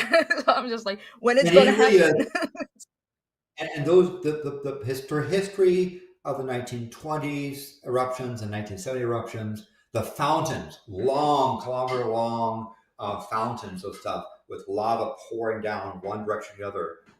These great flows here were really quite spectacular. And out in this area, there are camping sites. There are people do hunting and so forth. Again, as Red Eye would want to point out, the Hawaiian locals have decided this is not an area to stay around in. And so they've decided to do hunting and other traditional stuff elsewhere. They're using the modern telemetry we're gathering to say maybe this isn't such a great thing. Now you could with the larger circles magnitude, you can actually feel these things, right? They can also sense the quakes, as well as they have their phones and monitoring all this telemetry and are asking questions and saying, this may be not a good place to live right now. There's other parts of this beautiful island that they can work on. So let's go a little bit farther down here on this. So we have the quakes. Here's a picture of the recent picture of the top, the Halemaumau Lake, right? And if we look at the spot here, we update the set. We can see. So, are we looking at lava there, or are we looking at solidified rock at that point? Solidified rock. It's no longer glowy lava bits. I mean, it is not currently. It is not currently lavaing. It is currently gassing. This is what's left of the Halemaumau lava pit. If we look at this spot here, if we go into the map, where's the map? Map. We're looking at pictures in this area here. We're seeing this spot here, right? So let's go back to, so that's showing you, and you can see some outgassing, right? This particular, lava that's congealed and non-formed rock, it still has a bunch of gas in it that's leaking. So the 100 tons per day is mostly from this area where it was having, baking off. Here's another picture from the Visitor Museum, the Visitor Overlook, where you can look down into the lava lake. This area here is where those rifts were from that previous eruption flowing into the lava lake. Oh, okay. So that was a really nice spot where you could see. This is what this is a live picture today, and I think if we pardon that's a little better. We didn't have the sun glare. It does have smudge on the glass, but hey, it's they try to do best they can. But yeah, you can see this picture here was over in this region here that's kind of obscured by the rock. This is that rift where those vents occurred. So this section here, if we go back to the map, we're looking at these things. So the visitor center over here, we're looking at this region here, whereas you're looking at it from an angle, isn't it? That's what it is. Yes. This map was looking at it from this direction into this area here. Yeah. So that's what it looks like currently. Here is another picture from the this is from the south, would be southeast part of the caldera. We can see This is where those flows occurred in the last eruption, flowing into the Maanyaa pit, which is now congealed rock. And you can see it's filled up quite a bit. Remember, this hole was halfway down to sea level when the end of the 2018 collapse occurred. It's filled up a lot, but there's still a little bit of material to come out. And remember, it used to erupt in this area. This is becoming a barrier, and so it erupted on this side, erupted on this side, and now it's headed down the side, down slope. It appears, right? There's another picture of Mauna Loa. By the way, this big thing on here, this is the Great Mauna Loa volcano. Largest active volcano in the world. This over here is Mauna Kea, where the observatories are, way far on the other island. So we're seeing great distances from here. I mean, that's the thing that you find on the island of Hawaii. On clear days when wind blows, you can see great distances. This is not a foothill. This is a mountain 4,300 meters high. Oh, yeah. And you're seeing dozens of kilometers back. But the slope is so gentle, you don't see it as a big, giant, peaky peak like you see in the beautiful peaks of southern New Zealand. Yeah. So scale-wise, it's quite deceptive. Here is another picture. Pardon the thing on the lens. They come and clean it on occasion, but it does get dusty and dirty. You can see off towards Mauna Loa. There is a lot going on. Here's another Mauna Loa picture. Again, I don't know if I'm ever gonna get over us looking at the camera through when we were watching one of the eruptions where it was like bubbling a little bit and it had a lot of gas, and we watched that bird just fly by and then eat shit. Yes. Drop dead. Yes.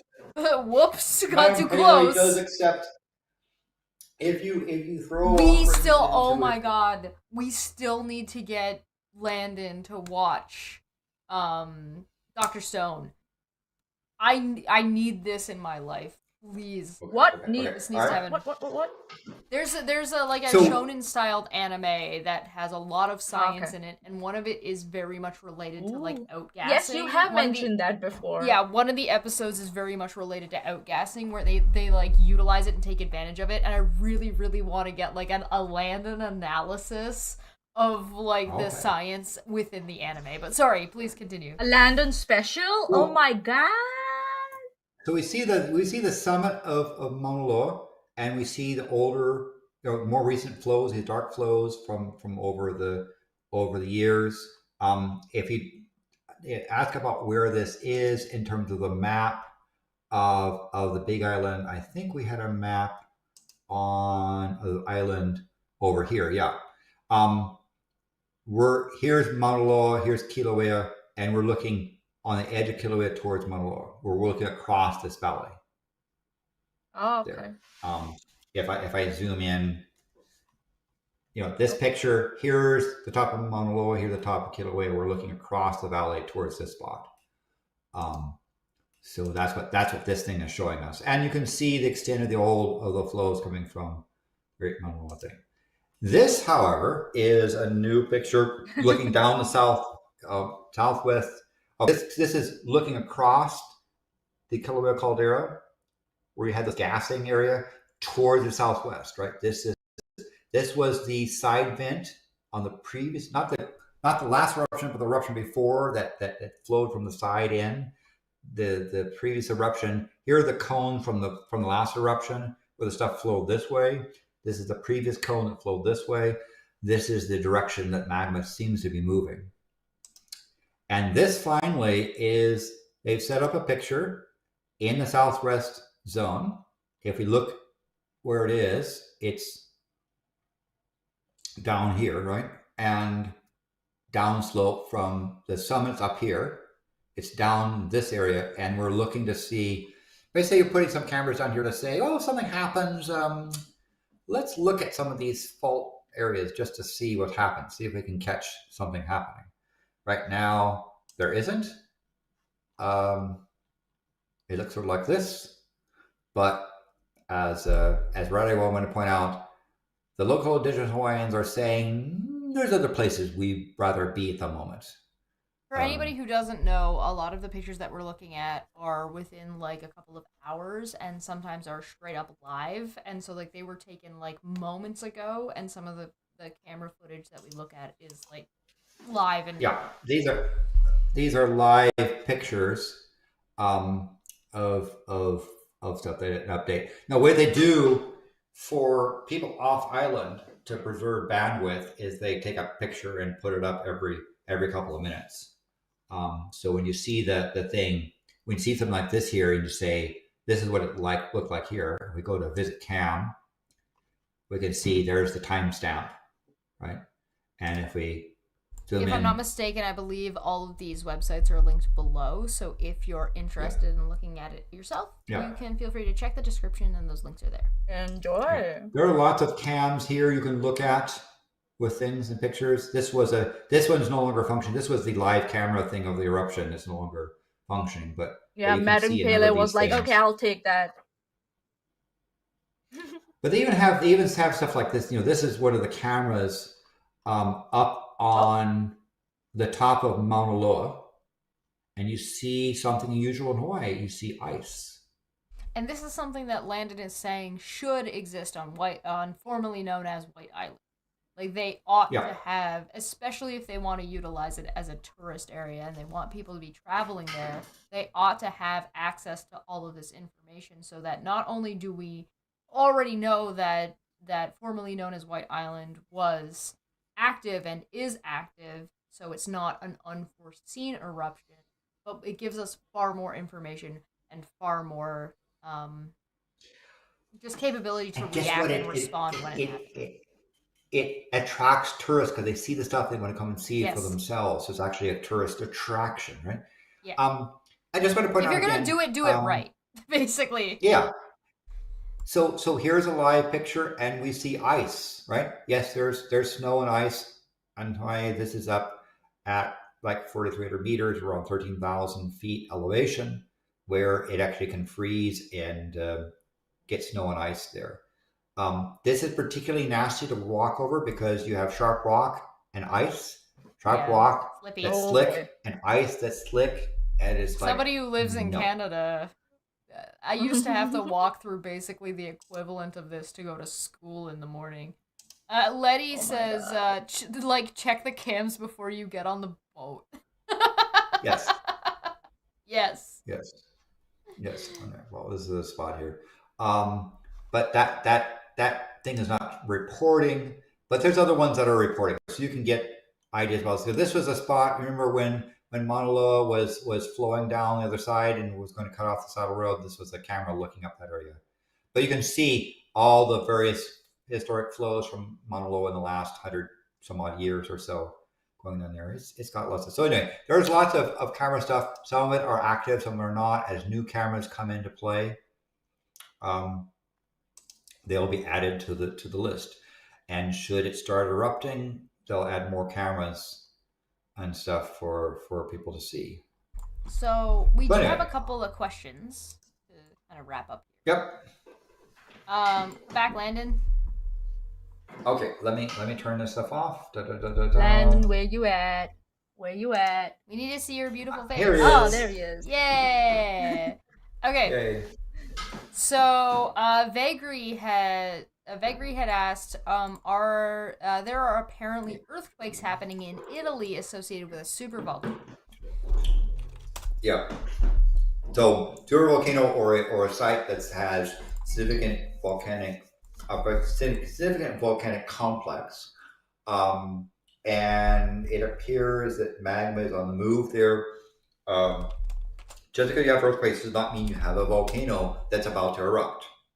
Yes, volcanoes that erupt have earthquakes in the process of erupting. But Kilauea has earthquakes all the time, right? It's not it's just because Kilauea has earthquakes doesn't mean it's going to erupt. It's not a full necessity. It's not like that alone is indicative. You need multiple things to. You don't need one to necessarily have the other, or vice versa. Exactly. You need multiple to Jeff. confirm, yeah. Cross-reference and Yes. everything, yeah. And some are leading indicators, some are trailing indicators. So the tilt meter going boing is you just had an eruption, right? Gas Can we tends to clip that? Boing. boing, right? So gas levels, right? Gas levels Clip that too. just prior to eruption look normal, right? If you looked at the gas levels just before this last eruption that we had where we had those nice fountains occurring on the eastern part of the Holy Momo downdrop block, gas levels were at 100 tons a day or so, and only sort of half hour might have they have shown elevated stuff. But when the eruption started, we had gas levels in the 100,000, 200,000 tons a day. Gas levels talk about gas coming out, right? That's when it's erupting. Now, what they tend to do, on the other hand, is when we saw the gas levels of the eruption going down to a few thousand and then a few hundred, then we knew that the amount of material, dissolved gases coming out, was dropping. And soon afterwards, the eruption stopped. So that's a case of the gas being a trail indicator of how active stuff is. Also, the tilt meter, right? The deflation inflation events settled down and became almost nil towards the end of the eruption. But tilt meters can come into play prior to the eruption, where we see the DI events, where there's churning in the magma chambers, but it doesn't tell you where. Tilt meters can tell you that something is coming, but that can be simply a matter of the magma is moving underground to a different spot. Not that's going to erupt where you have a tilt meter, but it's moving through the tubes down below. Yeah. Next question from Czar is, if I used a volcano as an ice cream cone, 1, how much ice cream would I have? And 2, how useful would it be for one assuming I could eat rock? So like you could eat the cone part of the volcano too. And boy. I had asked for clarification saying which volcano, because I think that matters, because the different volcanoes are gonna have different masses, and they said White Island and Pele. So how much ice cream could you fit into Pele, assuming you could also eat the rock? I mean, I would think that volcanoes are more like ice cream cups. Oh, so it's not a cone. It's like it's an edible bowl. Even though you have cinder cones, I think it's more like a bowl or a cup where the ice cream is the volcanic activity, right? Because it's if you were consuming rock, you wouldn't consume the bowl; you'd consume the ice cream in the bowl. Perhaps. I mean, there are edible bowls. Because in some ways you can sit there and say, well, you could eat the mountain, but that's stale rock. That's that's no good. You would even if you could eat it, you wouldn't want to. I gotcha. So it's like you can eat paper, but you don't really want to eat paper. So like we're not Donald Trump here. So if we're talking about like the mega pints of ice cream that would exist within Pele or Mount White respectively, it would be in the hundreds of thousands?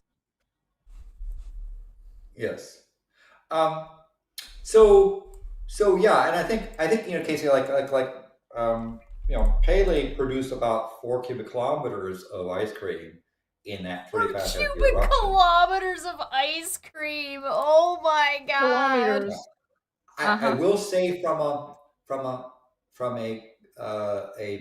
mythology standpoint, Pele regards the rocks, the lava, as her children, and so babies. Her children would, thanks for the reminder, sense, piss her off, right? People talk about the curse of people stealing rocks and then sending them back to the to the post office, where the Listen, post office gets. we save eating babies and atheists for like the very particular types of people on the internet. We won't mention those people, but they will mention themselves. Yeah, it's fine. You got it. People are You figure it out. self-important, and they will announce themselves. Padme That being asked. said, Oh, sorry. Go ahead. go ahead. Padme asked, "Is it possible to cook marshmallows for s'mores with magma, or does it technically have to be lava?" I mean, if it's on the surface, I think it technically has to be lava. But if you're underground, I guess it could be magma, right? I mean, there are hot spots without an erupting volcano, right? If you go to Lassen Volcanic Park, if you go to some of the hot springs in North Island of New Zealand, if you go to Yellowstone, you'll find hot spots and geyser thermal events there. So you can cook things, and people do, in those areas without an erupting volcano going. That helps. What other things? We have Brian Steven, who is sadly gone now. He had to go back to work. But they had said it's not a question, but maybe ask Landon to delve into why and how volcanism affects climate. And so there two things about that before Landon answers is one is volcanism and then like studying volcanoes is going to matter anyway because you're just studying the environment when it comes to that in general. But if you're talking about like how much and how relevant a volcano is to climate change and like if the eruption is affecting climate change or if climate change is causing volcanoes to erupt more often, I think that might be a question for another stream. You guys can tell me if I'm wrong about that.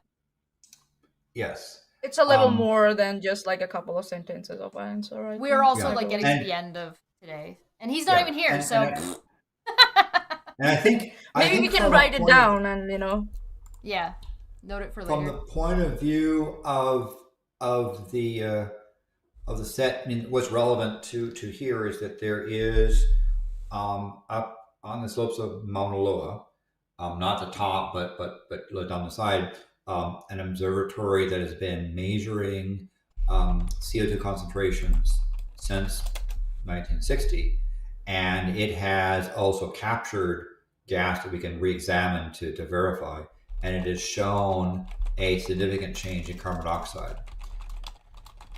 Volcanoes can temporarily suppress global temperatures, like what happened with Mount Pinatubo. Those tend to be temporary and not permanent. And the amount of carbon dioxide that's produced by volcanoes is somewhere in the 2 order of magnitude or less compared with what humans generate.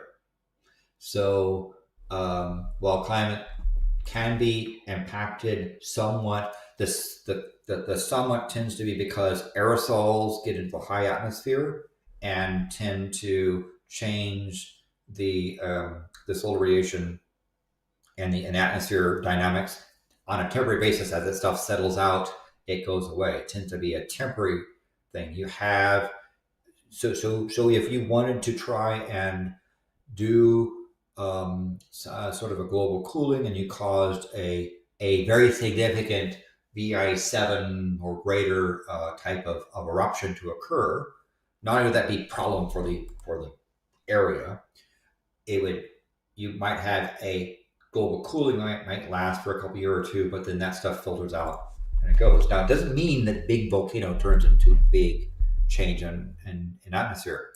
The Ongatonga eruption, where we had one of the most significant volcanic explosions in the last century, occurred slightly underneath water, and instead of having lots of sulfur compounds being injected high in the atmosphere, it hit ocean water and turned into sulfuric acid. So that eruption, while it was significant, didn't do as much of pushing in sulfur compounds high into the atmosphere, and so we didn't see the events that occurred with Pinatubo or with Krakatoa in early history. It's a complex process, but I think the important thing from a climate is that volcanoes can temporarily affect global climate when they're very significant in their eruptions. the amount of CO2 they put in is an order of magnitude or more less than what humans tend to do. Okay, other things, you have a bunch of interesting donations and chat stuff as well. We have another question from April that says, how long does Landon think we have left before all volcanoes on Earth are dormant? I would say billions of years, and because we know certainly that the continents, the model is that the continents will form another Pangea Ultima, right? That they'll come together. They're moving apart, but they'll come around and congeal into one giant chunk. We don't think there's enough convection in the mantle to have them break apart again. So sort of the ultimate Pangea will occur. If that occurs, volcanoes, hotspots like we have in Hawaii, will produce a super Mauna Loa. Right now, the hotspot is moving relative to the Pacific Ocean, Hawaiian hotspot. So it produces a volcano over a million years plus. It moves on. The great amount of rain erodes that thing to a small island. But when the thing locks into place and things are no longer moving, it'll produce a Olympus Mons, referring to the great volcano on Mars style thing, where it'll just erupt and erupt and erupt and erupt and erupt, build up above the atmosphere, get into the stratosphere, and produce a truly monumental sized volcano when the continents lock up. That's the model we think really is going to long happen. And that would happen, though, right? Yeah. Right. We won't be here. The sun's going to be doing worse things to the planet before the volcanoes kind of go quiet. Oh yes. Before I get to the super chat, I just want to say Don Giovanni also asked, does tidal activity affect Certainly the oceans do have impact on volcanism in terms of adding water into the surrounding rocks, which turn into magnetic motion, right? They'll dissolve gases. Some of the gases are water vapor. Tidal stuff tends to react in terms of, I imagine like it disperses heat or brings heat in, right?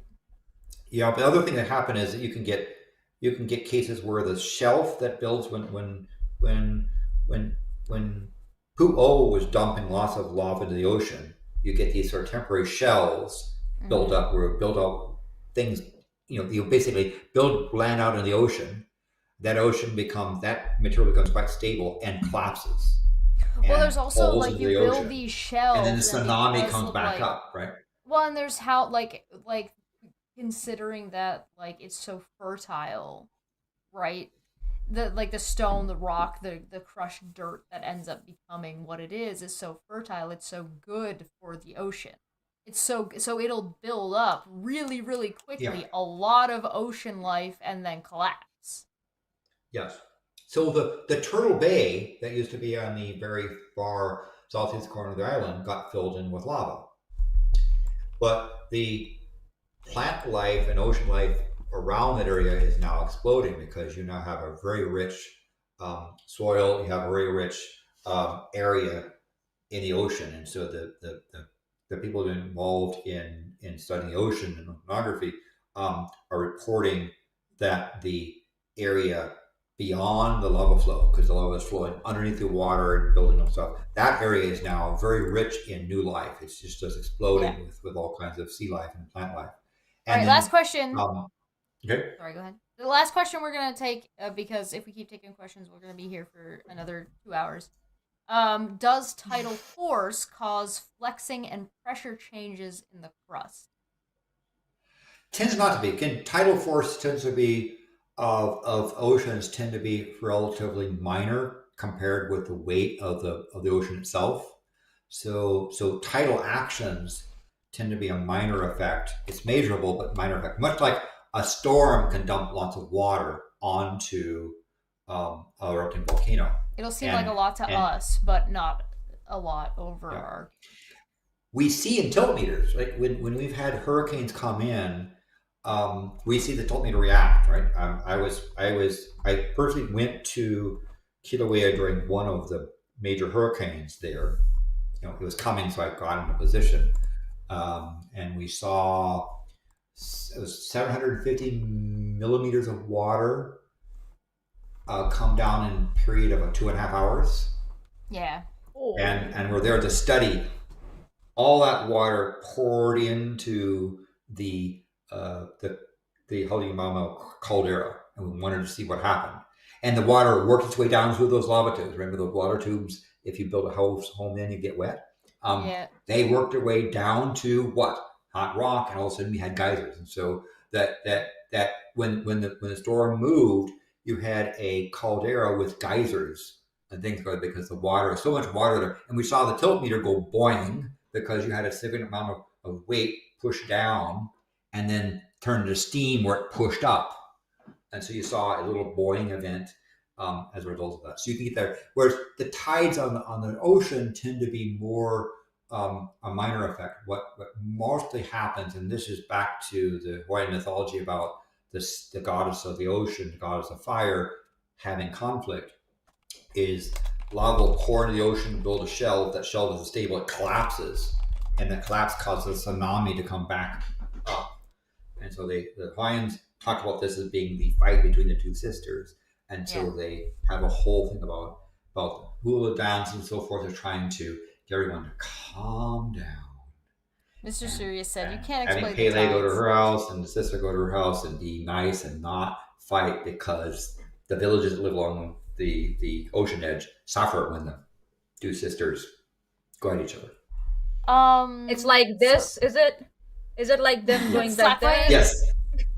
Yes. But if you're a little tiny gnat in the middle of that thing, that can be pretty bad. Piccolo destroyed the moon. Don't talk about the moon. It doesn't exist anymore. Piccolo blew it up. Yeah, Okay. no. We got India didn't land anything on that shit because it doesn't exist. No. April for 5 said, "A tip. Thanks for serving me knowledge. Philologic Tunicates for life. Philologic Tunicates Uprising. Join PTA now. The Philologic Tunicates Uprising." I would say to April with a Y, because it's important. It's April with a Y. Yes, that matters. That I prefer the sessile tunicates, and there's other tunicates that are preferable. I'm not quite as visual reaction as Dapper has, but that's you can ask Dapper about that. All right. We should probably start wrapping up here. Maanyaa said how far we've come. I'm so proud of us all. And April also said, I have one of those too. Hi, Maanyaa. So, thank you, everybody.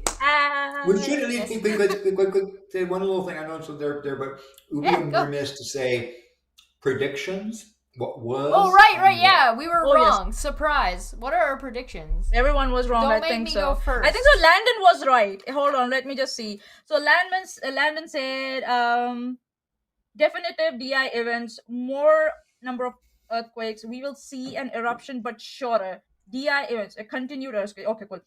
So I guess we didn't see an eruption, but Landon said it will be in the southwest if there was one. Chess said not gonna see shit for the next month. This is a foreplay. I said we will see some eruption, not as spectacular as the last one, on a smaller scale. I was too wrong. Gup from the chat said October 17th, proper big eruption. And Katina Pack said October 22. And Roxanne Doyer said Yellowstone is going to erupt next weekend. Yeah.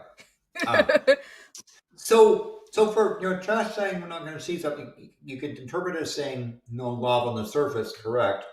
But on the other hand, if you look at what's happened with Kilauea, we do see a what appears to be a magmatic surge going downslope down the southwest zone. We see the bulges of that stuff, and we see the earthquake swarms, and we see periodic swarms that start and stop, indicative of a DI event. So if I hadn't said an eruption, I think it would have been spot on. Now, Puck, on the other hand, probably had the best thing, which was Puck just looks at the mountain and goes, boop. Yo, or allows the boop to happen. Does that mean, like, I win? Is that me winning? Well, you definitely win the boop. I think so. Landon was closest, and you were right about the overall thing. Oh, okay, Yeah. okay. That's fair. That's fair. So the I last was thing is, wrong. what do you think is going to happen next? Predictions? Oh yes. Who wants to start? What do you think is gonna happen next? Red Eye's in the chat. Hey, Red Eye, good to see you. Thanks for stopping by. You got mentioned earlier.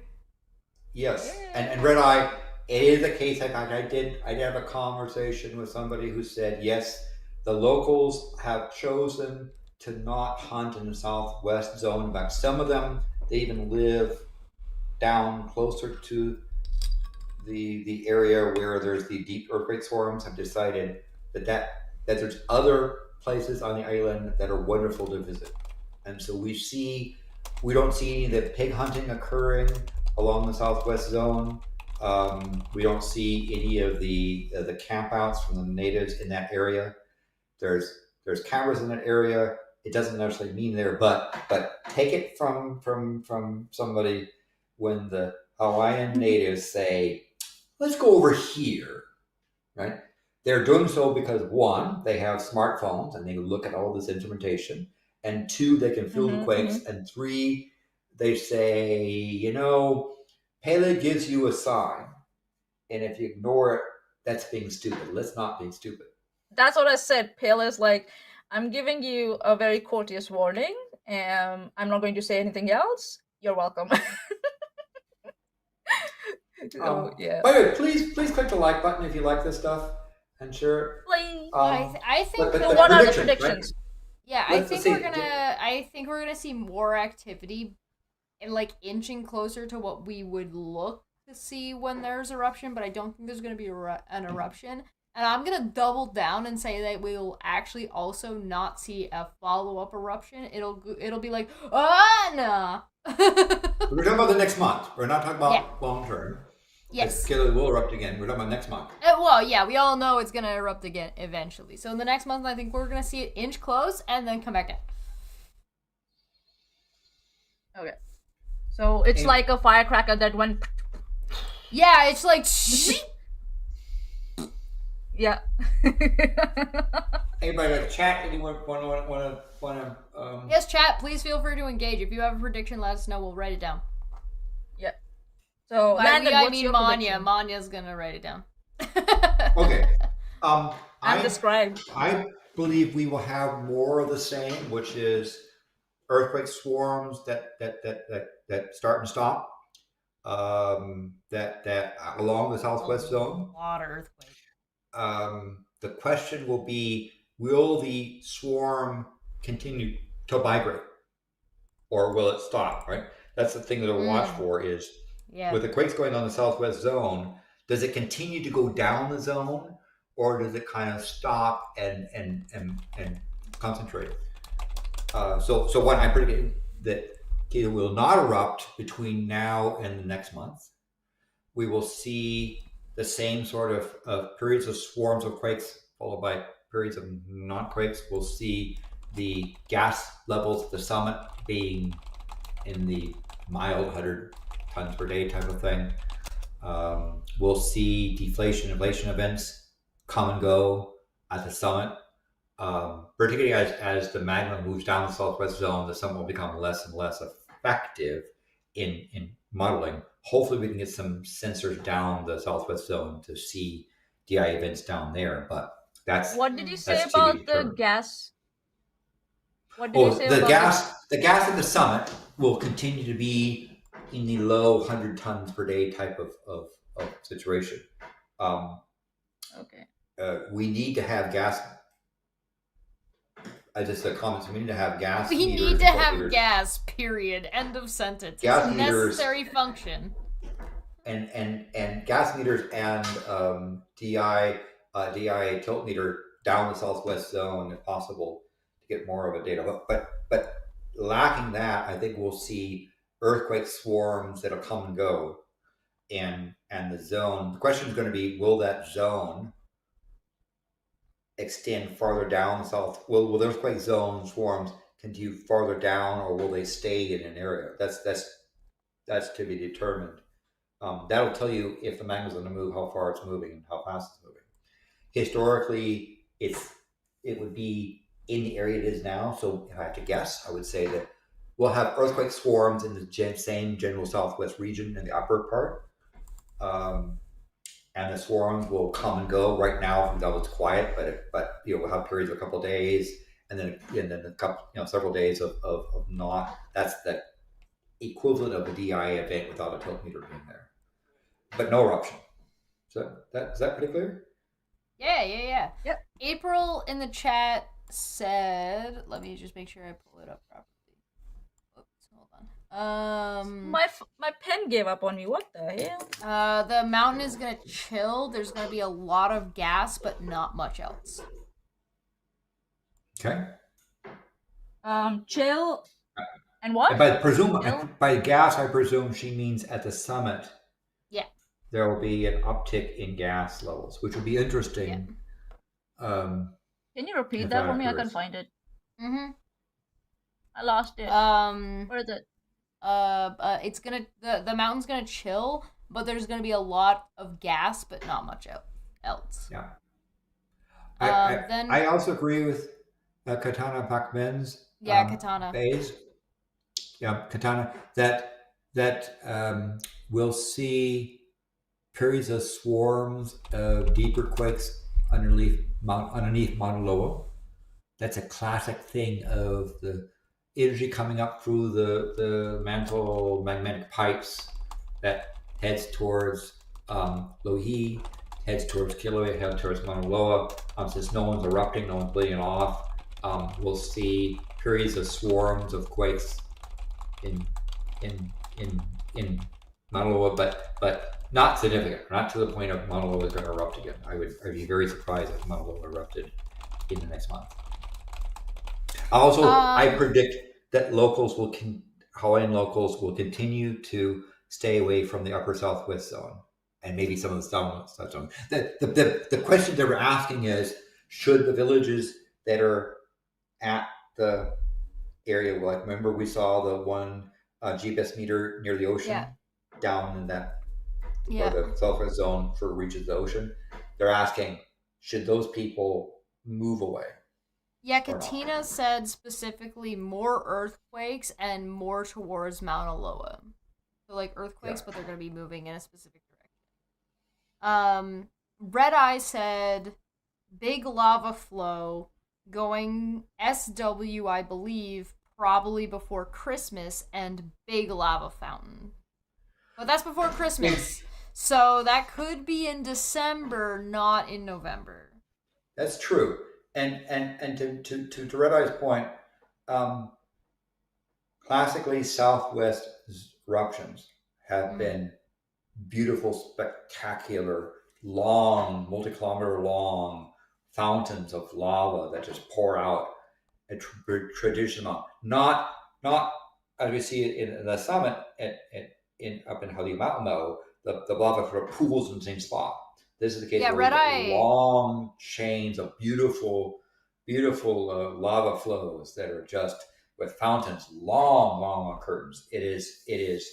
If you check out some of those pictures from 1969, 1971, 1974, some of the most beautiful lava footage ever taken. Kilauea puts on so if what happens, what I'm suggesting, which is a southwest eruption, it will be just spectacular. Those eruptions are just wonderful. That's why I'm interested. I want to see how it looks like if it happens. So my prediction. Red Eye also says before you go on, Maanyaa, sorry to interrupt. The best way to predict Pele as a volcano is just to watch the locals and the critters. Watching critters is always a good idea. So just be aware of your local wildlife in general. Yeah, and the natives, just to say, the natives and some of the things have scattered. Now, some of the birds don't get the message. Pretty much erupting, right? As we can see. Yeah. Some of the birds don't get the message just because they're about anything, and they're just doing their own thing, and then. Maanyaa, what's your prediction? They're not programmed to say avoid this gas-filled stuff. Now, an eruption in the southwest zone is not going to have a pit where gas sits. So the gas will be flowing downhill towards the ocean and disperse, so they will have less critter times. But again, I think eventually we will see a southwest eruption. I think the next major eruption, not the little minor ones that we've seen in Halimau, but the next major eruption will be along the southwest zone, and it will be just wonderful. Particularly now, because in the 1970s we had film cameras and TV movie cameras that were kind of limited in their ability. This eruption will be televised on the internet and will be quite wonderful to see. So again, the natives, as Radai says, the natives have decided this is not. There's other areas of the island that they should be. Okay, so my prediction. I'm just going to go the opposite way. More earthquakes up to the other volcano. What's the other volcano name? Mauna Loa. Yeah, so we'll see more earthquakes in that direction, and the DI events will continue like the regular stuff. Yeah. So, and will we have swarms in the southwest zone? Yeah, swarms, and then the swarm of earthquakes along the southwest will settle down. Okay, so what's different between yours and mine is that we both predict there will be periodic swarms deep in Mauna Loa, but you think that the southwest earthquake zone will settle down, and I think it will continue. Yeah, you're saying it will continue. I'm saying there will be, but they're going upwards. Where we saw both agree no lava. Huh? We both agree no lava eruption. No lava. In short, no lava. Yes. Yep. Alrighty. Maanyaa be making things up. Hey, that's my job, man. All right. Yeah. That's our so understand today. Again, you two can play along with this thing. Now, the main thing to learn is to watch the rhythm, watch the sensors, and learn from the experience. And hopefully other people with other volcanoes can learn how to mitigate risks. It is quite safe to visit the Volcanoes National Park.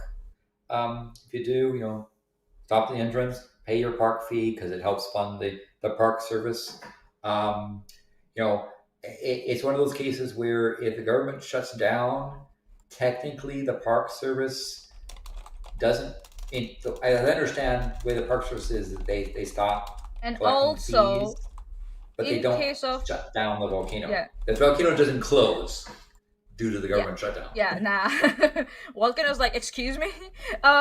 Also, if there's an emergency, like a volcano erupts, they know that you're inside. So you buy your tickets because then you're on record on a list. Okay, these many people went in there. So they may send someone out looking for you if they say, okay, there are like 4 heads less. Where are they? So yeah, helps. Yeah. Chesh, any other comments? No, that's the end. We're done. We're out of here. We got stuff going on. We will have a mini, but just coming up, we do have a mini show on next Saturday. We have on the 11th. November 11th. Yeah, on the 11th we have Generic Minority joining us. We are going to be talking about Florida's education decisions, specifically about their attempt to rewrite Black history. We also have another tavern later in the month, which would be not the 11th, not the following Saturday, but the Saturday after that. So near the end of the month, we'll have the 25th. One. Thank you, November 25th. We have Dumb Fact Fridays on Fridays with Maanyaa. And I'm gonna have to try and schedule Watching Dr. Stone with Landon. Yes. In my I will give you this. If you want to cancel Dumb Fact Friday to watch that with Landon, I'll let you have that. No. I mean, you're not getting out of this shit. But yes. Okay. All right. But do check out other things that Chesh does. She does things that are less technical and more art. She has art stuff, right? Say it's a very cute little critters going bounce, and she draws wonderful things as well. And occasionally she comments on people who are challenged in ways that Okay, all right. Hear me out. And like, you guys let me know in the comment section. What I do isn't mathematically technical, but it is still technical. In like a yes. but more in like a social sciences kind of way, where it's just like, no, this is like a technical analysis, but it's not mathematics.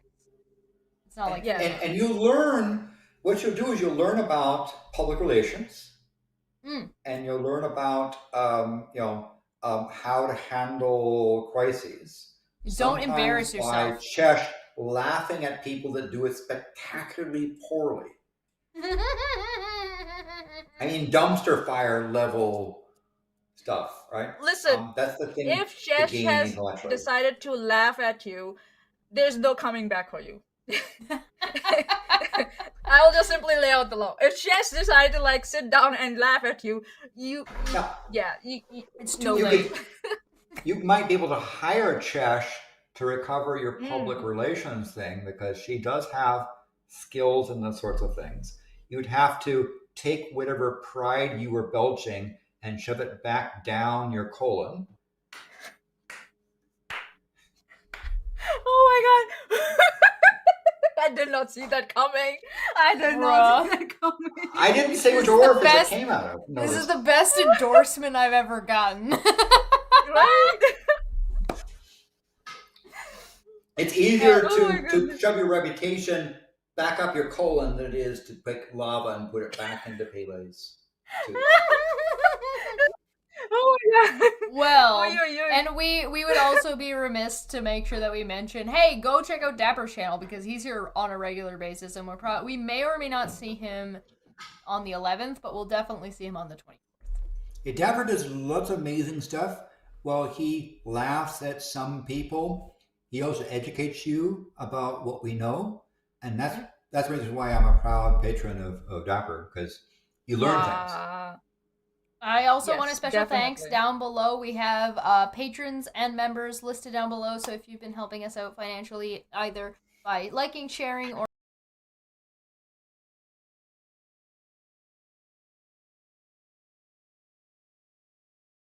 for giving us our intro and outro song. Yeah, and please, folks, click the like button. It helps. Leave us comments.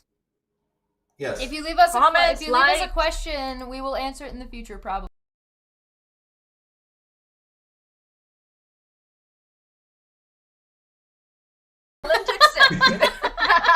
Thanks again. Thank you so much, everybody. Have a good night. Bye. Bye. It stopped. Why did it stop? There we go. Yay.